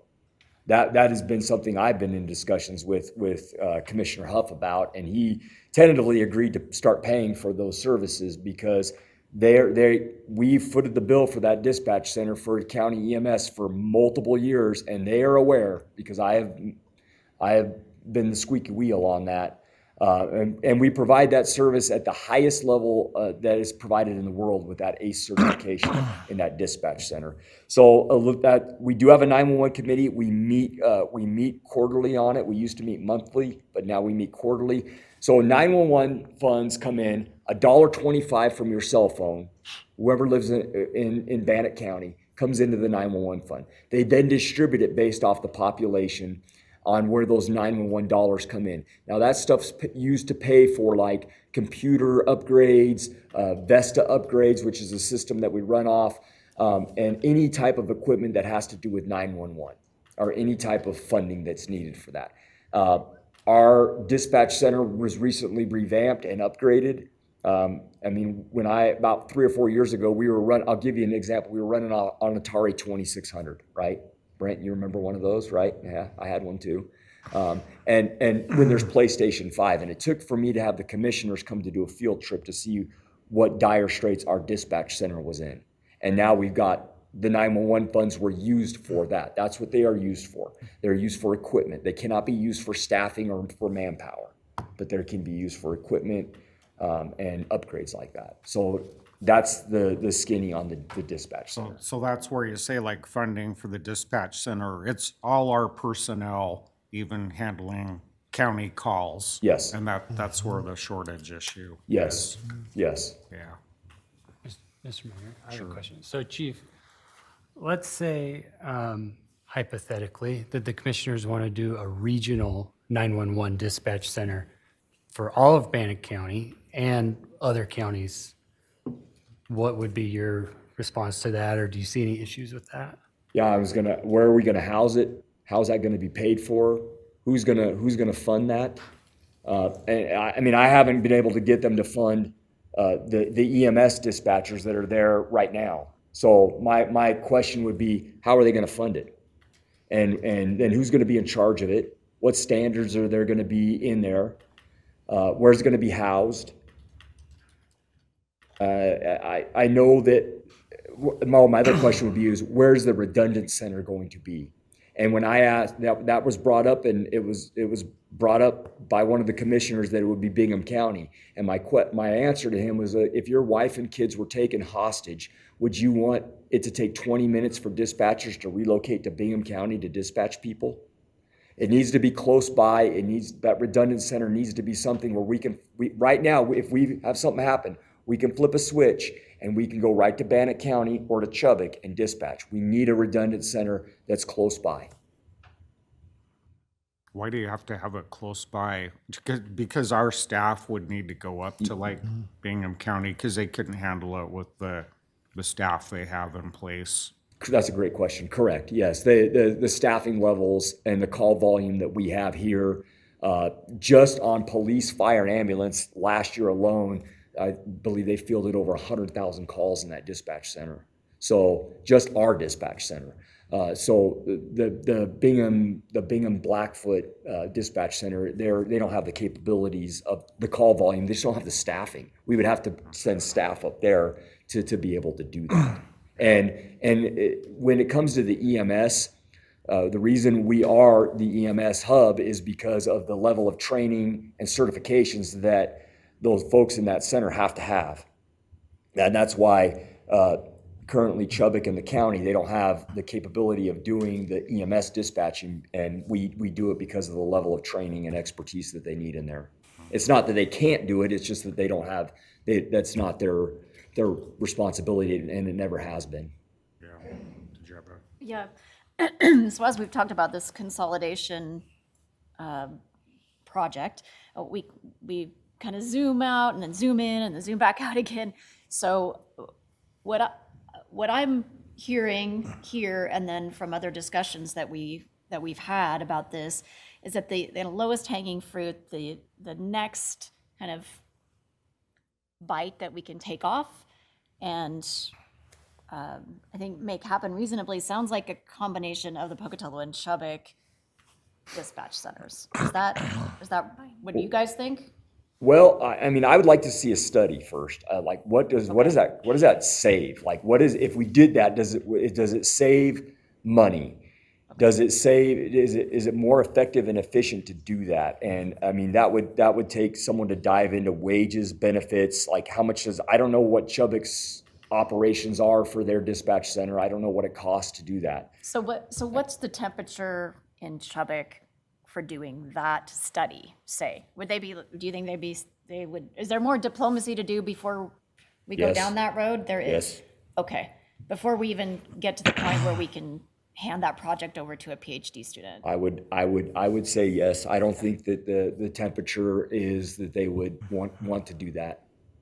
Why, and how can we fix that? I don't know if it's something we can fix. Okay. I mean, I think that that's something that, councils can have, mayors can have discussions on. But the discussions that we've had is that Chubbuck Dispatch knows what's best for Chubbuck, and Pocatello knows what's best for Pocatello. And I don't necessarily think or believe that they would want to give up their dispatch center. Okay. I guess what I'm getting at is in this project, there's been a lot of talking about it, but I'd just like to have something that we can get a toehold in to go and work on and either get a green light for it or step up to the next or over to the next thing. And so I don't know if the best place to start that process is combining the two dispatch centers, if it's getting the county to pay for EMS services. So I'm just trying to understand what's the priority, best way to proceed here. That's a great question. The county to pay for EMS. That would be my number one priority, is to get them to pay for the services that we've been providing for them for years. The question I would have for, like, our dispatch center is busting at the seams right now. We would need more space. Do we need that regardless? We will eventually, yes. We will need that. And the center of this building would be an awesome place for it. Yeah, go ahead. So, none of us in this room or at this dais can make a decision for the county or for Chubbuck or for anybody else outside of this room. So I would propose that we do a joint meeting with Pocatello, Chubbuck, and the county to discuss whatever issues or whatever the ideas are. So that way we hear from their mouths exactly where they're at on this topic. Agreed. Versus us asking them, hey, how does Chubbuck feel? How does the county feel? Because they can't tell us exactly how they feel. So let's just have a meeting with all entities and it would be a public meeting just like this. It would have to be noticed and everything. We would have legal there. Hopefully they would too. And then we could further the discussion there and come up with action items from there. But because we can't come up with a legit action item without any input from That's those really other what we entities. need. So, Mr. Mayor? Yes. So how does the county justify not paying for this EMS for at least 31 years? You want me to answer that? If you know the answer. I do know the answer. We have an ambulance contract that expired in 2017. Part of that ambulance contract indicates that that they will take care of a third, and part of that is within the dispatching. It doesn't say dispatching specifically, but it talks about calls, receiving calls for the ambulance. That was interpreted by two chiefs ago, a different interpretation. I'm like, well, without dispatch, the ambulance isn't going anywhere. That it all originates from dispatch, and I have encouraged that contract to be renewed and have specific language in there to pay for dispatch, and be stern language in there to pay for dispatch. I mean, we're providing a service, and I will tell you that I've talked to several of my constituents across the country. We are the only dispatch center that does it this way, that where people don't pay. And it's frustrating because of the certain level of service that they get. And I keep being told, I've been told since Chief Gates that we would pay for this, we'll pay for this, we'll pay for this. And I've never seen a dime come in for revenue for personnel. And it's a little frustrating that I've gone to several county commissioners meetings and asked for funding for it. Commissioner Huff did in my office commit to starting to pay for it in FY27. I don't know where that's at. I haven't followed up with a meeting on him, but we talked about phasing it in. And I would say it starts with a new ambulance contract and getting that specific language in there for dispatch to be paid. They're going to say that they pay for it through the ambulance contract, and that it's up, and they'll pass the buck onto the fire department and say, well, it's the fire department that's not paying you.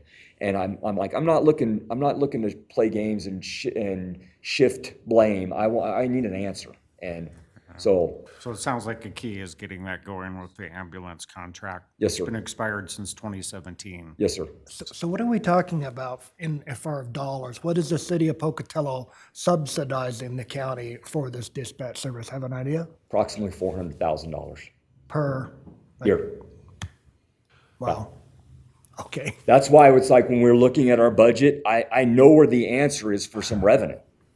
And when you look at their wages, their benefits, and their wages, their benefits, and the fire department does pay for some of the training that they do go to, but it's EMS specific training. So it's, when you look at that, it's approximately $400,000. Yeah, Councilman Mangum. So on that note, we've been having this conversation for the whole time that I've been on this council about renegotiating that contract. And we've not got any movement on it as far as I know. So I think that There needs to be a we need to have a priority. conversation with that, about that. There's a lot of contracts that we have that I think are probably expired or need to be updated or need to be reviewed. Or there's leases out there that we don't even know that are leased or once we're leased and all these different things. So there's a lot of stuff I backlogged don't that we think got to we're in review. that big of a mess, but yeah, for this one, yeah, it does need I think updating. we're in bigger mess than what I think you Okay. realize.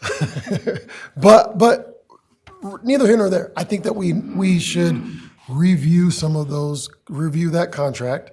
And I think that we should sit down with the county again, and Chubbuck and have that conversation and to see where we can make some headway. Well, and if we were to combine, like I said, we would need to find a place for, if we even just Pocatello and Chubbuck, we would need more space. Yeah. Okay. Mr. Mayor, I have just one last question. So, and maybe this is dumb, but if we had a fire district and a combined police and, the county EMS is shared between everybody, why can't Chubbuck dispatch police, fire, county EMS within the city limits of Chubbuck? We do it within the city limits of Pocatello, and the county handles the county. Can you keep 3 dispatch centers? We're all on the same system, right? So why would that not work? Can you ask that? Okay, so if everything's combined, Okay. services are all combined, Okay. but why can't Chubbuck have a dispatch center that's dispatching police, fire, EMS within the city limits of Chubbuck? We're doing the same things within the city limits of Pocatello. The county is handling everything that's outside of the 2 city limits. How would we, for like my example, how would a fire in Chubbuck, how would they dispatch our units? I guess that's my question. If it's all on the same system, is it like, even though somebody's working in Chubbuck and somebody's working here, can they communicate easily? Like, is that, I would hate to see dispatch, and I agree with you with the study, but if the study were to say combining these things is more efficient, saves the taxpayers money, I'd hate for dispatch to stand in the way of that, because it seems like sometimes dispatch, for what you alluded to, is a political issue and not so much a. Well, I think if you're going down that road of saying we're going to combine, like, are you saying, so if I understand you correct, Councilman Bates, is what you're saying is that you got Chubbuck Police is combined with us, Pocatello Fire is combined with Chubbuck Fire. Yeah. Okay, then I would say we need to combine those 2 dispatch centers. That's what I would say, because then how would you know which dispatch center to call into for what? I mean, that would lead to some confusion and mission misalignment. I think in order to have mission alignment, I think the best thing, if you're gonna combine those services, you can say, hey, look, we're combining everything here. And the county's our redundant center. The county's gonna handle all the county stuff and the courthouse and the jail. So that would be unworkable. I mean, 3 dispatch centers. I'm not saying, obviously that defeats the whole idea of efficiency. But If you combined the services with Pocatello and Chubbuck, I would say that would make it very difficult if you kept different dispatch centers. Yes. Okay. Does that answer your question? Yep. Okay.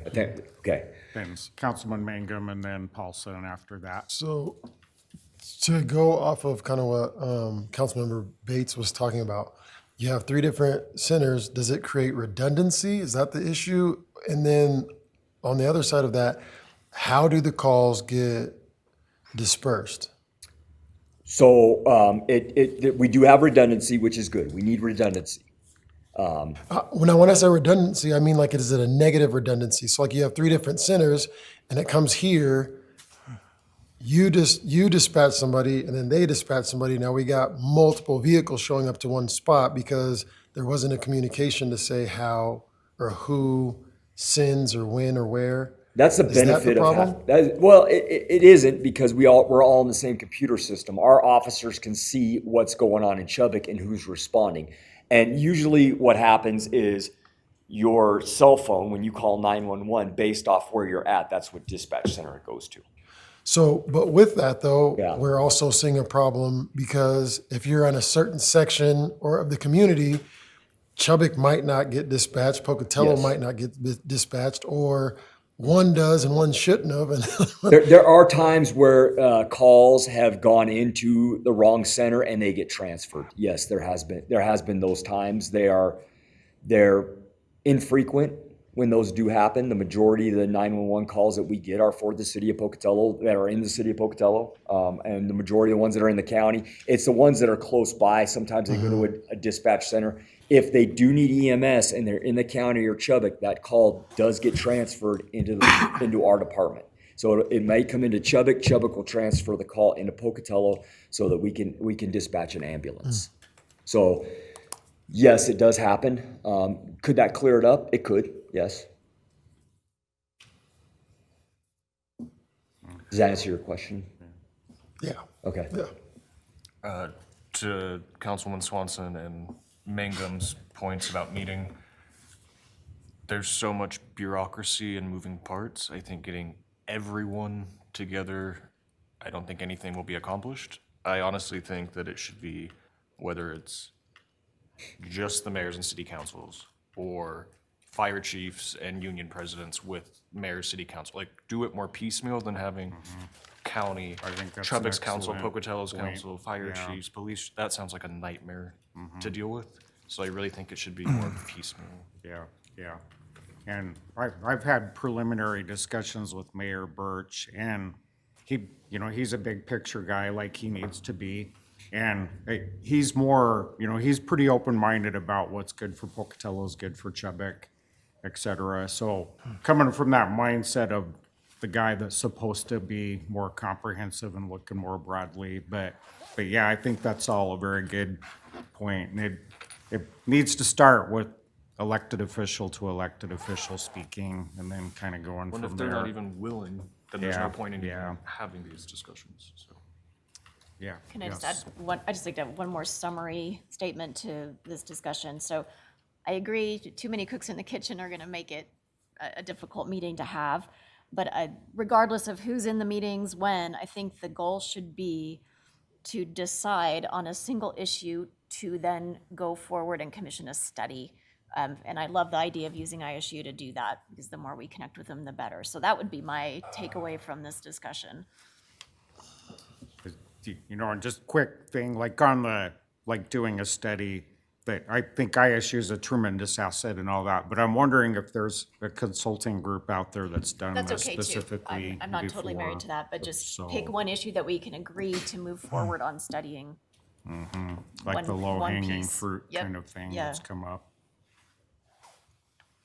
And we do have right now, so the council knows, we do have an excellent relationship with the Bannock County Sheriff, Chubbuck Police, Idaho State Police, and the regional, and the events that happened last weekend showed that, how we respond together when there's a tragedy in our community, so. So like in summary, I'm hearing, get the ambulance contract agreed with, figure out this disparity with salaries with our dispatch with the county. Low-hanging fruit, maybe Pocatello and Chubbuck combining some dispatch, and then a study. But prior to all that, like some discussions, like elected official to elected official, if I'm understanding kind of the wherewithal of the council. Yes. So this action item to meet elected official to elected official, who are we tasking that to? Well, I think it starts with Mayor Birch and myself. Okay. And, if we have, I don't know if it's a joint meeting with the city council, but I think that's just for the two of us, I think is step one. Okay. And I can give them a summary of what we talked about today. Cool. So, okay, anything else? It's a convoluted, yeah. topic or whatever, so There's we, We tried 10 years ago to consolidate the fire departments in 2015, and it was, Chief Gates put a lot of work into it, and it kind of fell apart. Yeah. Yeah. so. But there's the desire to give it another shot, I'm hearing, so we'll see where this goes. Okay, thank you, gentlemen. Thank you. Thank you. All right, so, before we adjourn, just a quick announcement that we have a special city council meeting in the Paradise Room. Let's take 15 minutes before that officially starts. I think Aubriana has ordered lunch. She hasn't. So we'll get underway in 15 minutes in the Paradise Room. And with that, we're adjourned.